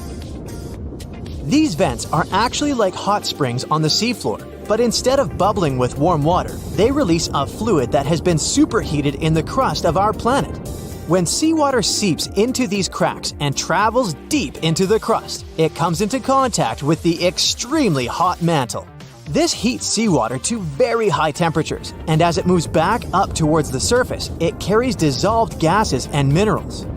When the hot fluid shoots out of the vents, it mixes with the surrounding seawater and quickly cools down. Just a short distance away from the vent, the temperature can drop to a comfortable 68 degrees Fahrenheit or so, which is, as it seems, exactly what some creatures like. And there are some real weirdos living down there in the darkness, like ghostly fish, giant red-tipped tube worms, and a unique type of shrimp with eyes on their back.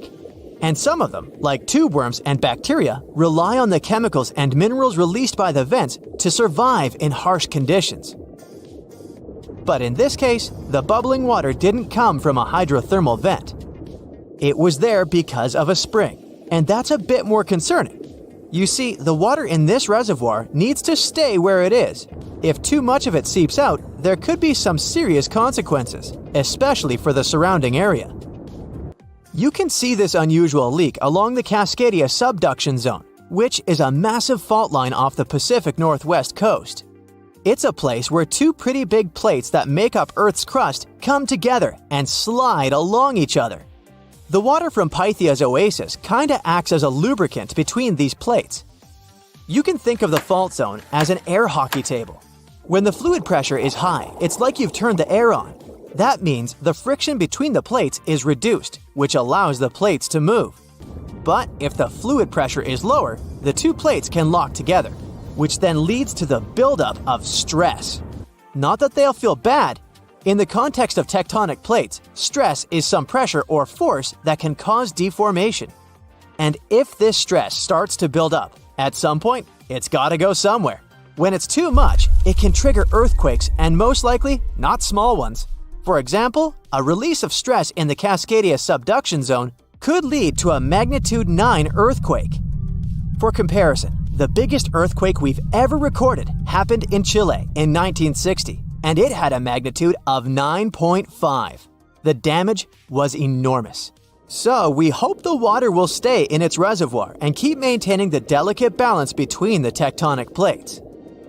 We've explored only 5% of the ocean. Who knows how many cool things are there at the bottom, waiting to be found? For example, check out these mysterious holes scientists have stumbled upon in the depths of the Atlantic Ocean, near the Azores. They're neatly aligned and are about 4 inches apart, or in some cases, even several feet. They resemble punctures left by a sewing machine. Some think these holes could have a biological origin. For instance, some fish may have made them while walking along the seafloor. Others believe we could be looking at something that's human-made, maybe left by a spiked tire. Of course, such holes are perfect for making up stories about creatures from other planets who allegedly made them. Or maybe even legendary monsters, like that one from Loch Ness. It's definitely hard to explain such symmetry of the holes, but one deep-sea biologist offered a pretty good explanation. He said there could be an animal burrowing beneath the sediment, and from time to time, it could make little chimneys just to get access to clean water circulation in its small burrow. I mean, there are sediment piles around the opening of each hole, and they do support the idea that something pushed the soil from below. But there's still no proof these holes are actually connected beneath the surface. And there are also a lot of things hidden at the bottom of the oceans and seas that ancient civilizations left us. For instance, archaeologists made a really cool discovery off the southern coast of Croatia, a road hidden under layers of sea mud that's 7,000 years old. They found the ancient road at the sunken Neolithic site of Solin. The site of Solin was a human-made island in ancient times, and an archaeologist discovered it 2 years ago. He was studying satellite images of the area around Korčula, one of the beautiful Croatian islands. When he realized there could be something interesting at the bottom of the sea, he dove into the water with his colleague. And under the surface of the Adriatic Sea, which is part of the Mediterranean Sea, at a depth of 13 to 16 feet, they found stone walls that were most likely part of some ancient settlement. The landmass where people built the settlement was separated from the main island by a narrow stretch of land. Luckily, this area is protected from big waves by the surrounding islands, so the site remained relatively well preserved. It's now hidden beneath the surface of the sea and covered in mud. But it's so exciting to imagine how people walked on that road nearly 7,000 years ago, visiting nearby settlements. If you want to see the weirdest creatures, you can always head to the bottom of the sea. Actually, scientists have determined there could be more than 30 potentially new species at the bottom of the Pacific Ocean. They've collected them using their remote-controlled vehicle. That's a big step because until recently, they could only study such creatures through photographs. I'm talking about segmented worms, different types of coral, some invertebrates similar to centipedes, and many others. But there are also many old freaky creatures that we already know about that look like they came from sci-fi movies. Red octopus, blobfish. Okay, this one kinda looks normal until you raise it to the surface. The goblin shark, Sloane's viperfish, zombie worms. Ugh. Yeah, I hear ya. Let's move on. The seafloor hides things from space too. There are traces of rare forms of plutonium and iron at the bottom of the Pacific Ocean. And what's awesome is that all this has come from space. These radioactive materials probably formed during some kind of cataclysmic event in space and eventually made their way out to our beautiful home planet. And this extraterrestrial debris most likely appeared on Earth within the past 10 million years. After it fell to the Pacific Ocean and settled at a depth of almost a mile, it became part of all those layers of rock down there. Plutonium is especially exciting for scientists. I mean, only tiny amounts of it have been found. Hundreds of atoms maybe. But it's still remarkable because these atoms are created by exploding stars. Things like this can help us better understand how the universe produces elements heavier than iron, like plutonium, gold, uranium, and platinum. We're still not sure about the origins of these elements. For a long time, scientists believed that supernovae, which is when a star comes to its end in a fabulous explosion, were responsible for creating these heavy elements. But it seems it's not just that. Some other cosmic events, such as the collision of neutron stars, which are super dense collapsed stars, or some rare types of supernovae, could also be involved. Whoa, let me get my popcorn!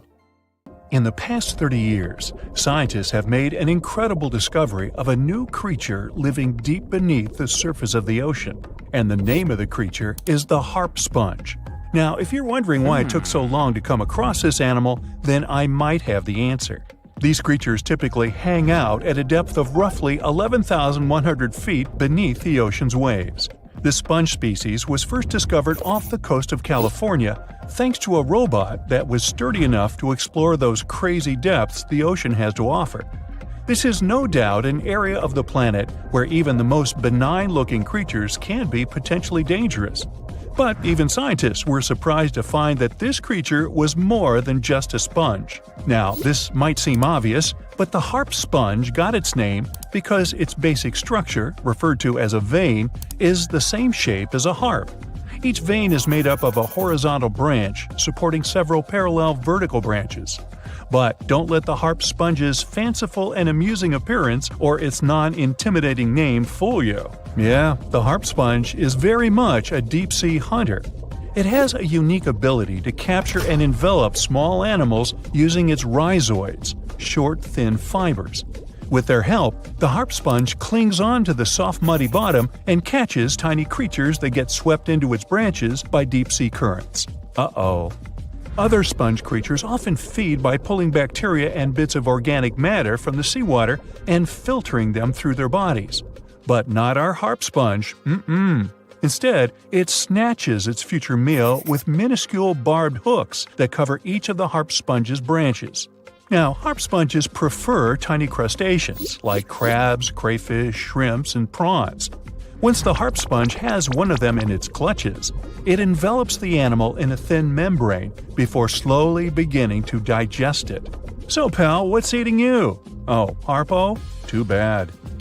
Researchers believe that harp sponges use this method of feeding because there aren't enough nutrients that deep down. This makes traditional filter feeding less effective. Research has shown that the creature is still in the process of evolving. Early harp sponges researchers found only had 2 veins, but later scientists discovered other harp sponges that had 6 veins. The harp sponge might have evolved this elaborate candle holder-like structure to increase its surface area. In general, harp sponges typically grow up to a length of 1 foot, but researchers have seen a creature that was 2 feet in length. The harp sponge is not only very unusual, but also beautiful to look at. See those tiny white balls on top of the branches? Now, why don't we look at some other creatures that live below the photic zone of Earth's oceans? The photic zone means the area beneath the ocean's surface that still receives some sunlight. Thanks to this, there are loads of different creatures and organisms living there. Any animal living beyond this layer qualifies as a deep-sea creature. The Tomopterus worm is a segmented worm you can find in the twilight zone of the ocean. This is the area that lies between 650 and 3,300 feet beneath the surface. These creatures are often no more than 1 inch long, but the largest of them can grow up to 1 foot. While swimming around and feeding, these worms do what researchers describe as an amazing smooth dance. That's because the creatures can swim extremely quickly and maneuver at tight angles with ease. Now, I know most people hear the word worm and think of the common earthworm, so it's quite interesting to know there's a deep-sea worm out there that never leaves the water during its entire life. Similarly, most of us try to avoid jellyfish that either rest on the sand or sit on top of the ocean waves. This isn't the case with a crocodile jelly. That's a deep-sea creature too. This beautiful jellyfish is mostly ruby red, bright orange, or electric purple. That's what helped researchers realize they had found a new species of jellyfish. The creature grows to a maximum size of 1 inch across. It has tentacles that stretch out in every direction. Now, if you come close to this jellyfish, it'll pull all these tentacles in toward its body before rapidly swimming away to avoid danger. Yes, you are dangerous. The crocodile jelly is extremely rare. You won't see it very often. You might need to borrow that deep-sea diving robot I mentioned earlier. While worms and jellyfish might seem quite harmless, this isn't the case with the Pacific viperfish. Ooh. This creature is equipped with a noticeably big mouth, like me, and the needle-like teeth inside are key to its hunting strategy. Pacific viperfish live at around 5,000 feet below the ocean surface, but they're among those numerous marine animals that migrate each night from the ocean depths toward shallower waters to dine. What's on the menu for dinner tonight? Lots of small fish and shrimp. The creature can grow up to 12 inches in length.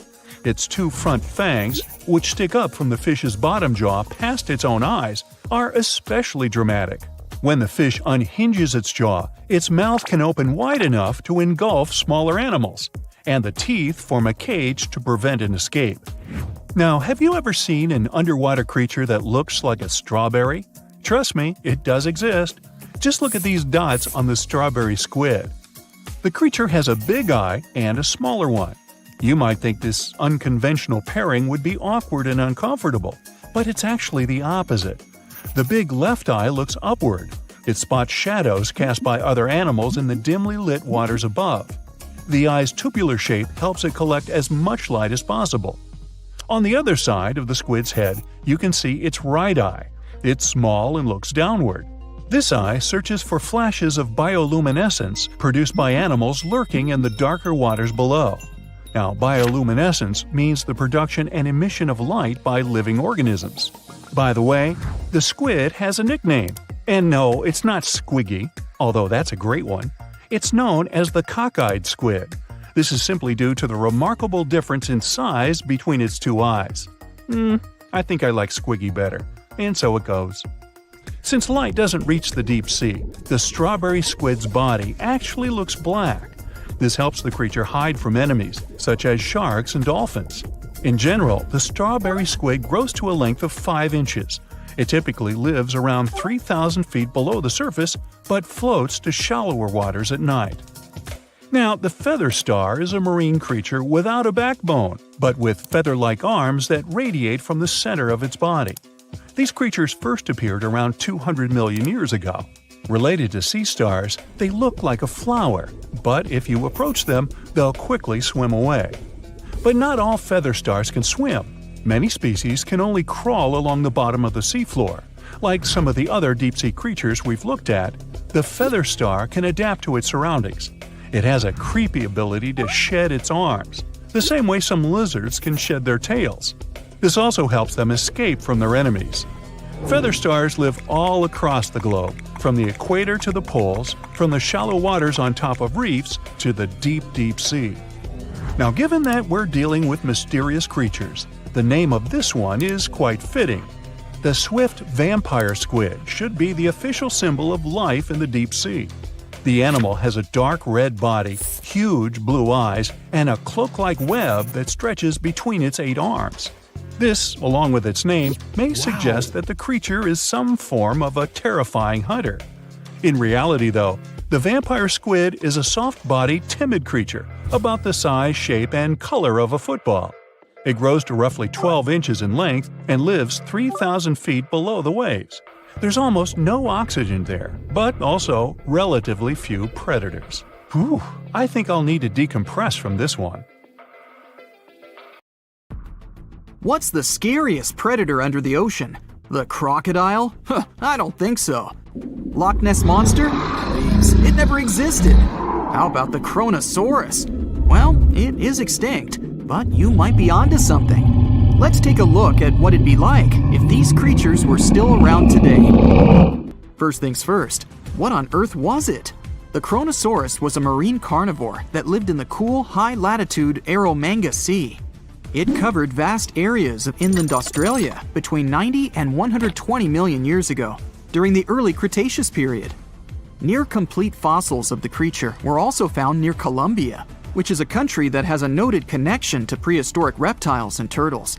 This fact makes it extremely possible that the monster I'm about to describe existed worldwide. You might have heard saurus and thought, oh, it's a dinosaur. But these were actually reptiles. They were the largest member of the Pleosauroidea family, referred to as plesiosaurs. Fossil evidence suggests they weighed over 20,000 pounds and were roughly 30 feet in length. Just to put that in perspective, the longest crocodile ever measured was a saltwater crocodile by the name of Lolong from the Philippines. It was 20 feet in length and weighed just under 2,500 pounds. And that's still 10 feet shorter and incredibly lighter than the average Kronosaurus, making the crocodile seem like nothing more than a glorified goldfish in comparison. Despite its terrifying length, the most physically daunting feature of the Kronosaurus was its head. Its skull was about 8 feet long, which was actually proportionally large given the size of its body length. Anything that was unfortunate enough to end up inside the Kronosaurus's mouth may have been given false hope. After all, the teeth of the beast weren't actually that sharp. On second thought, I take that back. I wouldn't feel confident around a toothless snake, let alone being inside the mouth of this monster. But it's true that the Kronosaurus's teeth weren't sharp, especially when compared to other carnivorous reptiles, such as crocodiles and alligators. The teeth of this prehistoric sea creature were instead conical. This means that they were cone-like in shape. Unfortunately, this lack of sharpness didn't make them less dangerous. The teeth were enormous and could be up to 12 inches long from the crown tips to the bottom of the roots. This obviously meant that the Kronosaurus had an extremely powerful bite. It was estimated to be up to 30,000 newtons, which is almost twice as powerful as the bite of a large saltwater crocodile. Because of the bluntness of their teeth, they weren't suited for twisting their prey once in their grasp. But the size and shape of the teeth made them perfect for simple open and shut biting. They would have had no problem crushing hard objects, such as the toughest of shells any sea turtle could offer. Just like crocodiles, the Kronosaurus is believed to have had a short neck. This may have been an adaptation to allow the beast to successfully catch small, evasive animals. Their body, in general, was fusiform and streamlined. This means it was narrowed at both ends and had very little resistance to the flow of water. The Kronosaurus was also equipped with 4 paddle-like limbs. The hind limbs were larger than the front ones. They could span approximately 7 feet in diameter. All in all, this set the Kronosaurus up to effortlessly propel itself through the waters and be an ultimate predator. Predator X, if you will? That's the name that was given to the fossil of a creature discovered near Svalbard, a Norwegian island group, in 2009. The fossil was identified as a 50-foot-long, 100,000-pound monster with a bite force of 33,000 pounds per square inch. This might be the highest bite force of any known animal. Although Predator X is yet to be classified as any specific type of animal, it was definitely a plesiosaur like the Kronosaurus. And even if it wasn't Predator X, the Kronosaurus was still most definitely a ferocious titan when it roamed Earth's oceans. The Kronosaurus actually got its name from the Greek mythological figure of Cronus, the father of Zeus. Cronus was viewed as a titan from a generation of super powerful beings. So what was it that the Kronosaurus, this terrifying monster, actually feasted on to satisfy its appetite? This creature was known to eat sea turtles, squid, and other larger marine reptiles of that time, such as elasmosaurids and ichthyosaurs. This suggests that if crocodiles existed in the realms of the Kronosaurus, they too might have turned into lunch for the beast. There's evidence from the fossil remains of the Kronosaurus that suggests that they also feasted on sharks, which I know is a disappointment to those of you who view that beast as the king of the ocean. Not when the Kronosaurus was around, my friend.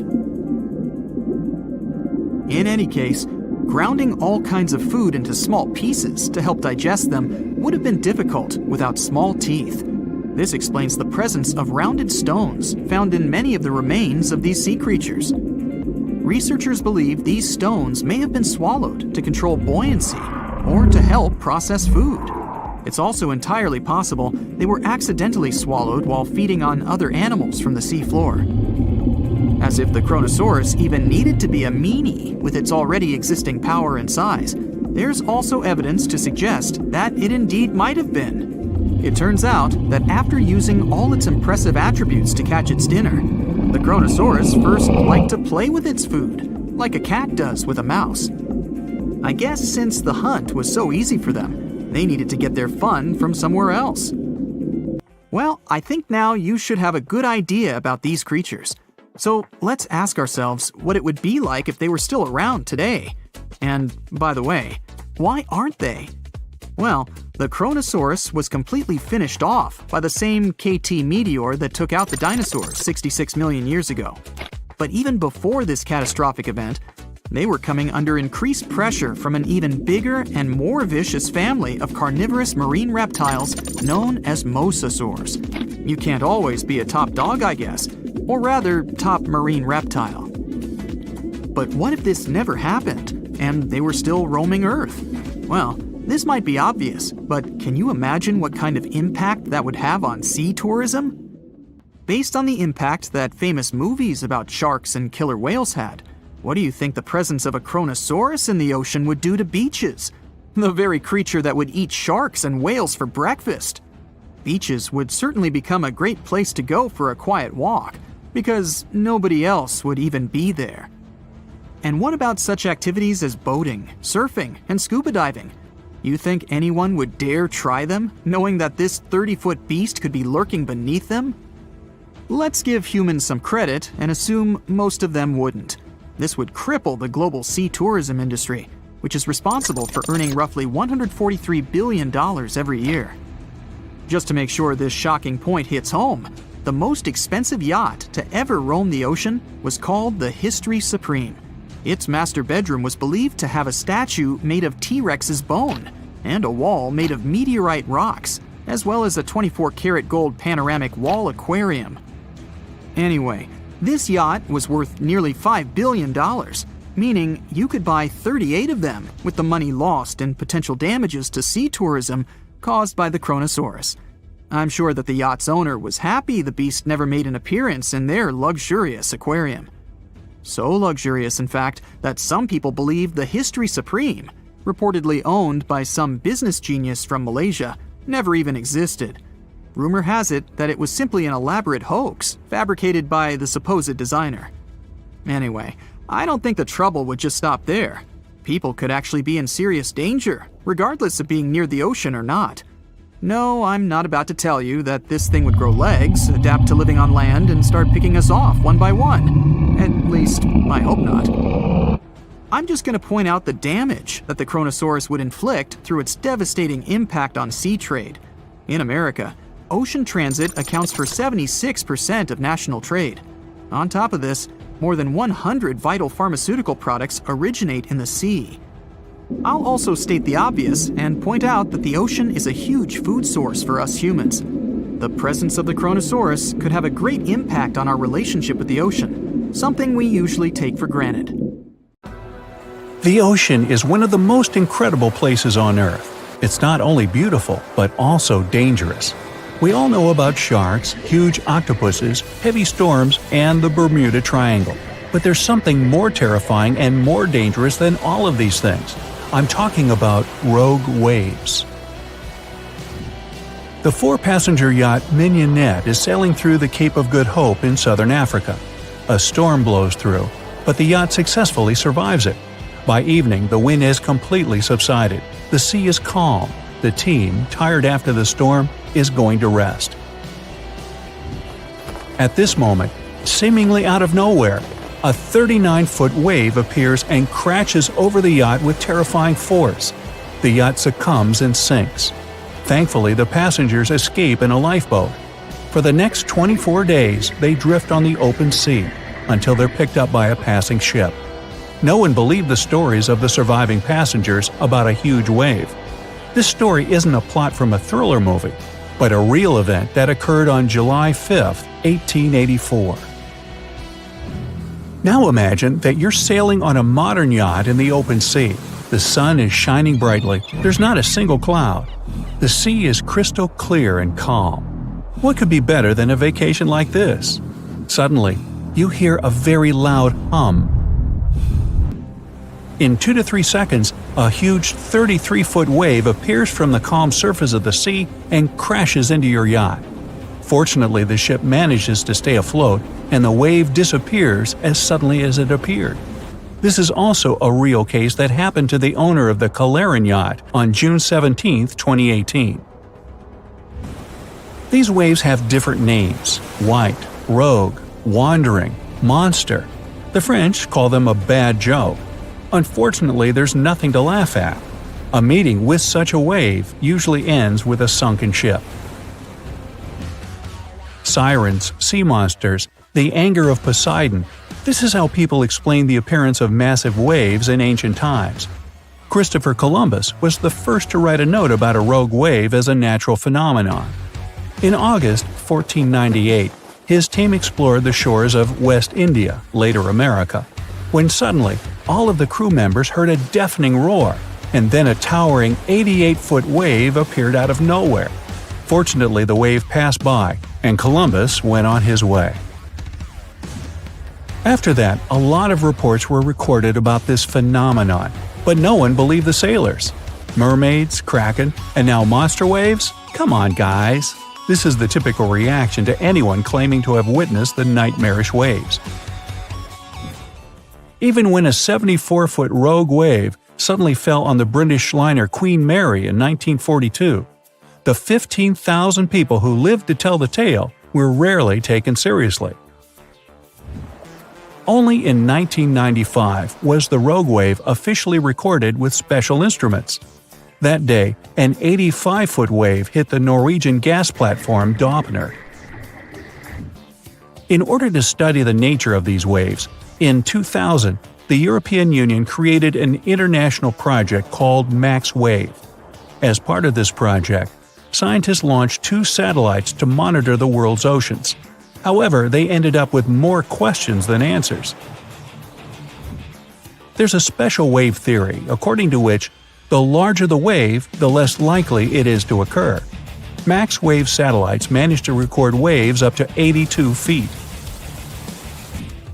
But here's the most interesting part. Such a wave should only appear every 200 years. But satellites discovered 10 monster waves in the first 3 weeks of operation. 19 years have passed since then, and we still know very little about it. The worst thing is that scientists have no ideas about how to predict the appearance of these waves in advance. Modern radars and sonars have recorded the proportions of these waves. Their height reaches from 39 to 164 feet. Their speed can reach 62 miles per hour, and their life expectancy is from 20 seconds to 2 minutes. Although information is scarce, scientists have managed to divide these waves into 3 types. The first type is the classic white wave. It appears not only in a storm, but also in a calm sea. After an unexpected appearance, it also suddenly dissolves into the water and leaves no residue. The second type is Three Sisters, and you guessed it, these are 3 consecutive waves, one of which is more massive than the others. Even a huge supertanker could break under the weight if caught in such waves. The third type is Wave Monster. Of all 3 types, this wave is the most dangerous and unpredictable. Imagine a 15-story building. The spectacle is certainly amazing, but I wouldn't want to see it in real life. Anyway, you can watch a lot of videos with rogue waves on YouTube, but after you watch our video. But what provokes these lonely waves? No one knows for sure. Perhaps rogue waves are of the same nature as tsunamis? Well, not at all. Tsunamis occur as a result of underwater earthquakes and grow as they draw closer to the coast. Some believe that they appear when the surface sea current encounters a strong headwind. Others are sure that the waves are born from the collision of warm and cold currents. Still others are convinced that it happens because of gravitational anomalies, when gravity sharply decreases or increases. There's also the theory of wave interference, small waves combining to form one big one, just like a snowball. But the most interesting theory is that waves form due to kinetic vampirism. Insert Dracula joke here. According to this version, under certain natural conditions, waves acquire the ability to exchange kinetic energy. And among all the waves, there will be one vampire wave, which will absorb the energy of the others. After accumulating enough energy, the vampire wave splashes it out. This theory explains the impact force and its sudden disappearance. Some oceanographers believe that rogue waves are to blame for the disappearance of ships in the most mysterious place in the Atlantic Ocean, the Bermuda Triangle. And while it's likely that rogue waves periodically appear there, it's impossible to consider them the main solution to the mysteries of the triangle. Besides ships, planes disappear there, and it's unlikely that the waves can reach them. Adding even more mystery to the phenomenon, these waves appear not only in the seas and oceans, but also in lakes. They were recorded numerous times in the Great Lakes. In Lake Superior, the largest of all the Great Lakes, the appearance of the Three Sisters has been recorded several times. In addition to rogue waves, sailors have told about a more terrible phenomenon, sea hollows. Imagine that this is a very big wave, but just the opposite. It goes under the water, forming a large dip in the sea. But unlike waves, such hollows have never been officially recorded. Rogue waves can be dangerous in a similar way by forming sea holes in the water. When the wave builds up, it draws in all the water around it, so near the base, these holes can be very deep. If the bow or stern of a ship ends up in one, the ship can instantly sink. I think the Jaws movie should be replaced by a new film, Waves. Who cares about sharks now, when at any moment a wave the size of a skyscraper could come rushing towards you? Hey, anybody remember the movie The Poseidon Adventure? That was a rogue wave that capsized the ocean liner. There are no ways to anticipate rogue waves, but you can significantly reduce the risk of meeting one. Study the history and meteorological records of the area you want to visit. Most often, rogue waves are found off the east coast of Africa in the Indian Ocean and in the North Atlantic.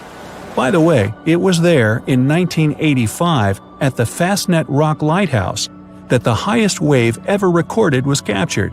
Its height reached 157 feet. If rogue waves don't scare you and you're determined to set sail, then watch for weather changes and, most importantly, look often at the horizon. Single waves can appear in the distance, so you have a chance to evade them.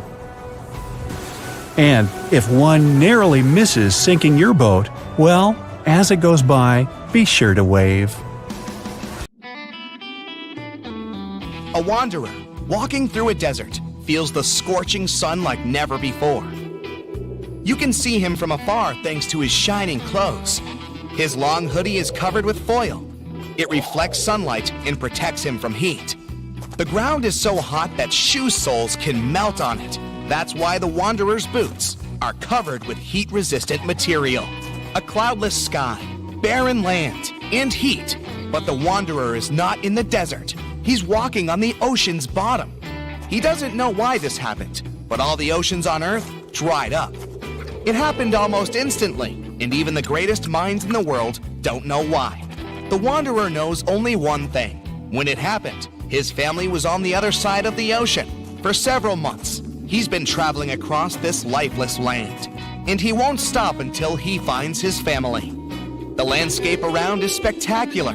People have finally found out the secrets of the ocean depths. The seabed consists of huge mountain ranges and volcanoes. They fell asleep forever after the water had disappeared. Also, there are huge trenches leading to the unexplored depths of the planet. People had to build bridges to get over these enormous cracks in the ground. But most of the ocean floor is flat plains, boundless, lifeless, merciless. The wanderer's walking across a huge canyon. Once, it was swarming with sea life. The man puts on a gas mask, but not because of a sandstorm. Many fish and other marine inhabitants used to live in such canyons. Now, all that's left is a terrible smell. The wanderer passes by huge skeletons of whales. Among them, he notices dirty tents. People are hiding there from heat. The temperature in the area is much higher than in the Sahara Desert. One of the main functions of the ocean was to distribute heat all over the planet. The sun emits heat and radiation. The ocean absorbed this energy. Lots of currents were warm, and they carried this warmth around the world. The water got heated at the equator, then it evaporated and turned into clouds. When warm air rose, it pulled along colder air from below. This allowed the energy to be evenly distributed. In simple words, the ocean cooled hot places and brought warmth to cold ones. Now there's none of this. Every day the sun burns the equator and dries up the rest of the planet. The wanderer doesn't come close to the tents. He is carrying the most valuable treasure in the world and doesn't want people to notice him. The inhabitants of Earth are just trying to survive, and many have forgotten about such a thing as morality. Fortunately, the wanderer still remembers. The thoughts of the family help him remain a good person. Sometimes it complicates his life. Like now, for example. In the distance, he sees a young girl. She doesn't look well. There's no one around, and the wanderer decides to help her. Out of his backpack, he pulls a thing worth more than all the gold on the planet, a bottle of water. The girl takes a few sips, but instead of thanking the wanderer, she starts screaming. It's a trap. Her accomplices appear from different sides. Looters. They're gonna take everything. The wanderer runs away. He hasn't eaten for several days, and his strength is leaving him. He won't be able to keep going much longer. The marauders are closing in on him. The wanderer throws the bottle aside. His pursuers rush to the water like crazy. They forget about the man and fight one another for the bottle. The chances of the wanderer's survival have greatly decreased. He could make this bottle last at least several days. Plus, he's also lost a lot of fluid because of running. In the beginning, there was no panic because of a lack of water. The ocean dried up, but its waters were salty anyway. People still had seas, lakes, and rivers. But the problem was that the ocean was feeding them. When the ocean water evaporated, it formed clouds. These clouds moved all over the world and enriched lakes and rivers with rain. Now, there are almost no clouds. The sun started heating Earth much more. Lakes and seas dried up alarmingly quickly. At that moment, real chaos began. The sun is going down on the horizon. Sunset is near. It's not so hot anymore. The exhausted wanderer continues walking. In the distance, he notices something that makes him stop, take out a small shovel, and start digging quickly. There's no shelter around, just a flat plain. The wanderer speeds up, otherwise it might be too late. The pit is finally ready. The man jumps down and covers his head with a cloak. A few seconds later, a strong ash storm passes through the entire plain. The smallest particles of ash can penetrate through clothes and get into the lungs. The wind is so strong that it can knock anyone down. When the oceans dried up, the sun began to burn the surface of the planet. This led to massive forest fires. The flames destroyed almost all the trees. Huge clouds of carbon dioxide and ash formed. Driven by the wind, they travel the world and poison everything around. The wanderer is sitting in the pit while a terrible hurricane is sweeping over his head. He thinks of his family and slowly falls asleep. Cold wakes him up. Frosty air chills him to the bone. So it's night now. The wanderer climbs out of the pit and finds himself under bright stars. As soon as the water dried up, almost all clouds disappeared. Factories stopped working. Cars no longer emitted carbon dioxide. Thanks to this, comets and the most distant stars can be seen in the sky. The wanderer has seen them 1,000 times, but he's still not used to the breathtaking picture. It's like he's looking at the sky through a telescope. An icy gust of wind brings the wanderer back to reality. He won't survive the night if he doesn't find a warmer place. Before, nights were warmer thanks to the energy of the ocean. Now, as soon as the sun goes down, temperatures drop dramatically. The wanderer needs to move to stay warm. He starts walking faster. Soon, he notices some lights in the distance. It's probably other looters. The wanderer goes deeper into the valley. Stars and the moon illuminate his way. Unfortunately, he is running out of energy. He pulls a protein bar out of his pocket, but he needs at least a bit of water to eat it. To digest food, your body needs liquid. If the wanderer eats the bar, he'll only get thirstier. He can't walk and falls to the ground. He checks his pockets and finds a small kerosene tablet. He lights it using a matchstick. A tiny flame protects him from cold. To distract himself from thirst, the wanderer takes out an old MP3 player. He charged it during the day using the solar panels on his backpack. The man puts on headphones. Classical music calms him down. He lies on the ground next to the burning tablet. He needs to gain strength to continue his journey tomorrow. It's morning. In an hour, the sun will start burning the ground again. It's crucial to find water while he still has some time left. The wanderer inspects the territory and notices a spot where the ground is darker. In his previous life, the wanderer worked as a surveyor. He takes a few steps and touches the ground. It feels cool. There's an underground spring here. He begins to dig. The ground is getting wet. Water starts seeping out of the soil. The wanderer fills his empty bottles. Things don't look that bad anymore. It's getting a bit more difficult to breathe with each new day. In the past, phytoplankton and algae produced up to 70% of all the oxygen on the planet, but not anymore. Several days have passed. The wanderer runs out of water and food again. Fortunately, not for long. He's now walking among huge sunken ships. He sees modern aircraft carriers, liners, and even ancient pirate boats. In the distance, he spots huge mountains. The tops of these rocks are what used to be called the shore. The ocean floor is ending. The thoughts about reuniting with his family give him more strength. The man reaches the top and finds himself in the middle of a ruined city. It's empty. Where have all the people gone? Where is my family now? The wanderer asks himself. The man walks through the abandoned streets and meets an old man. He says that almost all the people who used to live here left the city and went to Antarctica. The wanderer has a new goal. He's going to get to the icy mainland no matter what. He will find his family.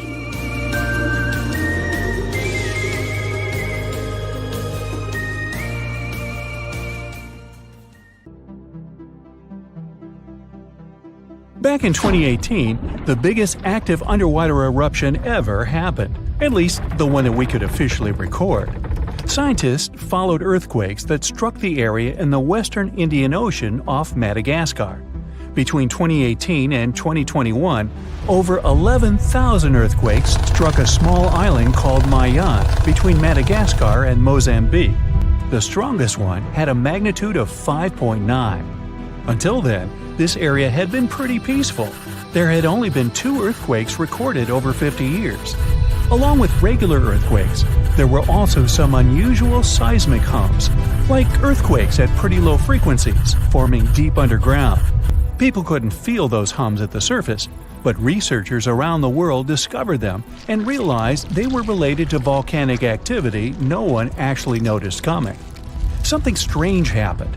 That underwater eruption created a giant skyscraper-sized volcano.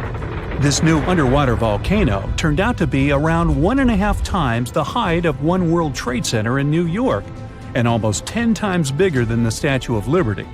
The area where it appeared had been explored in 2014, but it was almost flat, peaceful, and empty back then. Now, there is an actual volcano nearly 8,500 feet below sea level. The volcano gets its magma from a super profound reservoir located nearly 34 miles underground. It's the deepest reservoir of volcanic magma that we know about. The Earth has layers, and the middle one is kinda chunky. It's very much like peanut caramel filling many chocolates have. Research shows there are probably hunks of oceanic crust deep inside the Earth's liquid mantle. They're stuck there creating large lumps in something that was supposed to be a smooth layer. Our planet has a rigid outer layer. It includes a hot upper mantle and cracked crust. The hot mantle moves and churns all the time, making the crust at the surface move too. This way, the oceanic crust dives into the depths and makes huge magma plumes go up toward the planet's surface. Scientists even found an ancient piece of the Pacific Ocean hundreds of miles underneath China. Those are the old remains of the Pacific seabed from long ago, and they were pulled downward below Earth's surface into the mantle transition zone. This rocky slab that used to be at the bottom of the ocean is made of the crust and some solid parts of the upper mantle. Most of the volcanic activity on our planet happens where we don't even see it, under the surface of the ocean. About 70% of all volcanic activity happens in the oceans, and mostly in the area of the South Pacific, with over 1,100 volcanoes squeezed into that area. Coastal cliffs, mountain changes, soils, and sediments that line valleys. These are only a small portion of the rocks on our planet. Oceans hide so much more deep down below the Earth's surface. In between the Earth's surface and its core is the mantle. It's a warm, thick layer of rock that moves and flows constantly. Some hundreds of miles below, there's a place where diamonds grow. As they form, they go through high temperatures and pressure, after which they eventually freeze. That way, when they arrive at the surface, scientists can explore their structure, find out how they formed, and understand better what's going on in the depths of our planet. Thanks to diamonds, they realized the mantle was very wet, and it possibly contained much more water than all the oceans on Earth. Our planet is eating up its own oceans. As its tectonic plates move, dive, and go beneath one another, they drag huge amounts of water into the Earth's interior. The water beneath the surface of our planet can help with developing magma and lubricate faults, which actually makes earthquakes more likely to happen. Water is actually stored in the minerals. It gets incorporated into the planet's crust when new oceanic plates form. They go through the process of bending and cracking as they grind under other plates, and huge amounts of water then go deep into the crust and mantle. Scientists research an area that's 18 miles under the surface. They realize these zones pull 3 billion teragrams, which is more than 2 billion pounds. Any ocean is like a whole new world. There are incredible sceneries below the surface, magnificent waterfalls, lakes, and rivers. There are thick layers of salt beneath the seafloor, and rivers and lakes form because seawater goes through those layers and dissolves them, creating something that resembles pools. The dissolved salt makes the surrounding water denser. That water then settles there, which eventually forms underwater lakes or rivers. But there are also mountain chains, trenches, canyons. There's a canyon in the Bering Sea with more than 8,500 feet of vertical relief. This makes the Grand Canyon look way smaller than it is, since the underwater canyon is nearly 2,500 feet deeper. Deep parts of the ocean are really cold. The temperature of the water can be about 40 degrees, but at the bottom, water can get boiling hot. There are hydrothermal vents in the seafloor. Those are the hot springs located at the edges of tectonic plates. The water they release can reach a temperature of up to 750 degrees Fahrenheit, but the pressure at such depths is very intense. So intense, no human being can handle it. Still, it's the pressure that keeps the water from boiling. Ocean depth is on average 2.3 miles. Light waves can still enter at 3,280 feet, even though it's in a very small amount, so all the mysteries hidden below that point remain in total darkness. The actual illuminated part of the ocean goes until 600 feet. Even though the sun gives us light, most of our planet is dark all the time. It's all because of the oceans, covering over 70% of our planet. The loudest sound that came from an ocean, and of the loudest sounds ever recorded, came from an ice quake. It was so loud, researchers picked it up by sensors more than 3,000 miles away. There was a seismic activity that made frozen ground break down. The Antarctic ice sheet is bigger than the continental part of the United States and Mexico together. A big iceberg from Antarctica holds over 20 billion gallons of water, which could make a 5-year water supply for 1 million people. Humans can generally drink sea ice, although we can't drink seawater. As time goes by and the ice ages, the brine trapped between ice crystals drains out. That way, ice becomes fresh enough to consume it. If all the ice sheets and glaciers we have on the Earth melted at the same time, the sea level would rise another 260 feet, which is just a little shorter than the Statue of Liberty, the height of a 26-story building. Clams lived long enough to tell us more about oceans past. Ancient mollusks could live for more than 500 years. To learn more about a tree, you can use its rings to see how old it is. To learn how old a mollusk is, you can examine its rings within the shell and tell. This is also how scientists get information about the ocean, climate, and whatsoever. Clams can help take a look at what happened about 1,000 years ago. The Earth doesn't have 4 but 5 oceans now. The new one, called the Southern Ocean, was officially recognized only a few months ago. It borders the Atlantic, Pacific, and Indian Oceans, so scientists couldn't agree if it's really a new ocean or just part of the colder regions of these 3. We don't only divide oceans on maps. Each has different conditions for unique marine species. For example, the Southern Ocean has leopard seals, orcas, minke whales, emperor penguins, and other animals that live in cold, icy seas. It's also home to krill, small creatures that look like shrimp and are food for many bigger animals that live there. Life on our planet started about 3.5 billion years ago. I wasn't around then. It's still a mystery how and when exactly, but some theories say life could have first emerged in the depths of the ocean. A few years ago, scientists found microscopic tubes and filaments within rocks formed about 4 billion years ago. These rocks are fragments of ancient oceanic crust. Also, these tiny tubes and filaments are similar to microbes that can still be found on hydrothermal vents in deep parts of the ocean. The idea is these living cells found conditions to stay alive in tiny rocky pores inside the chimneys of those vents and started the amazing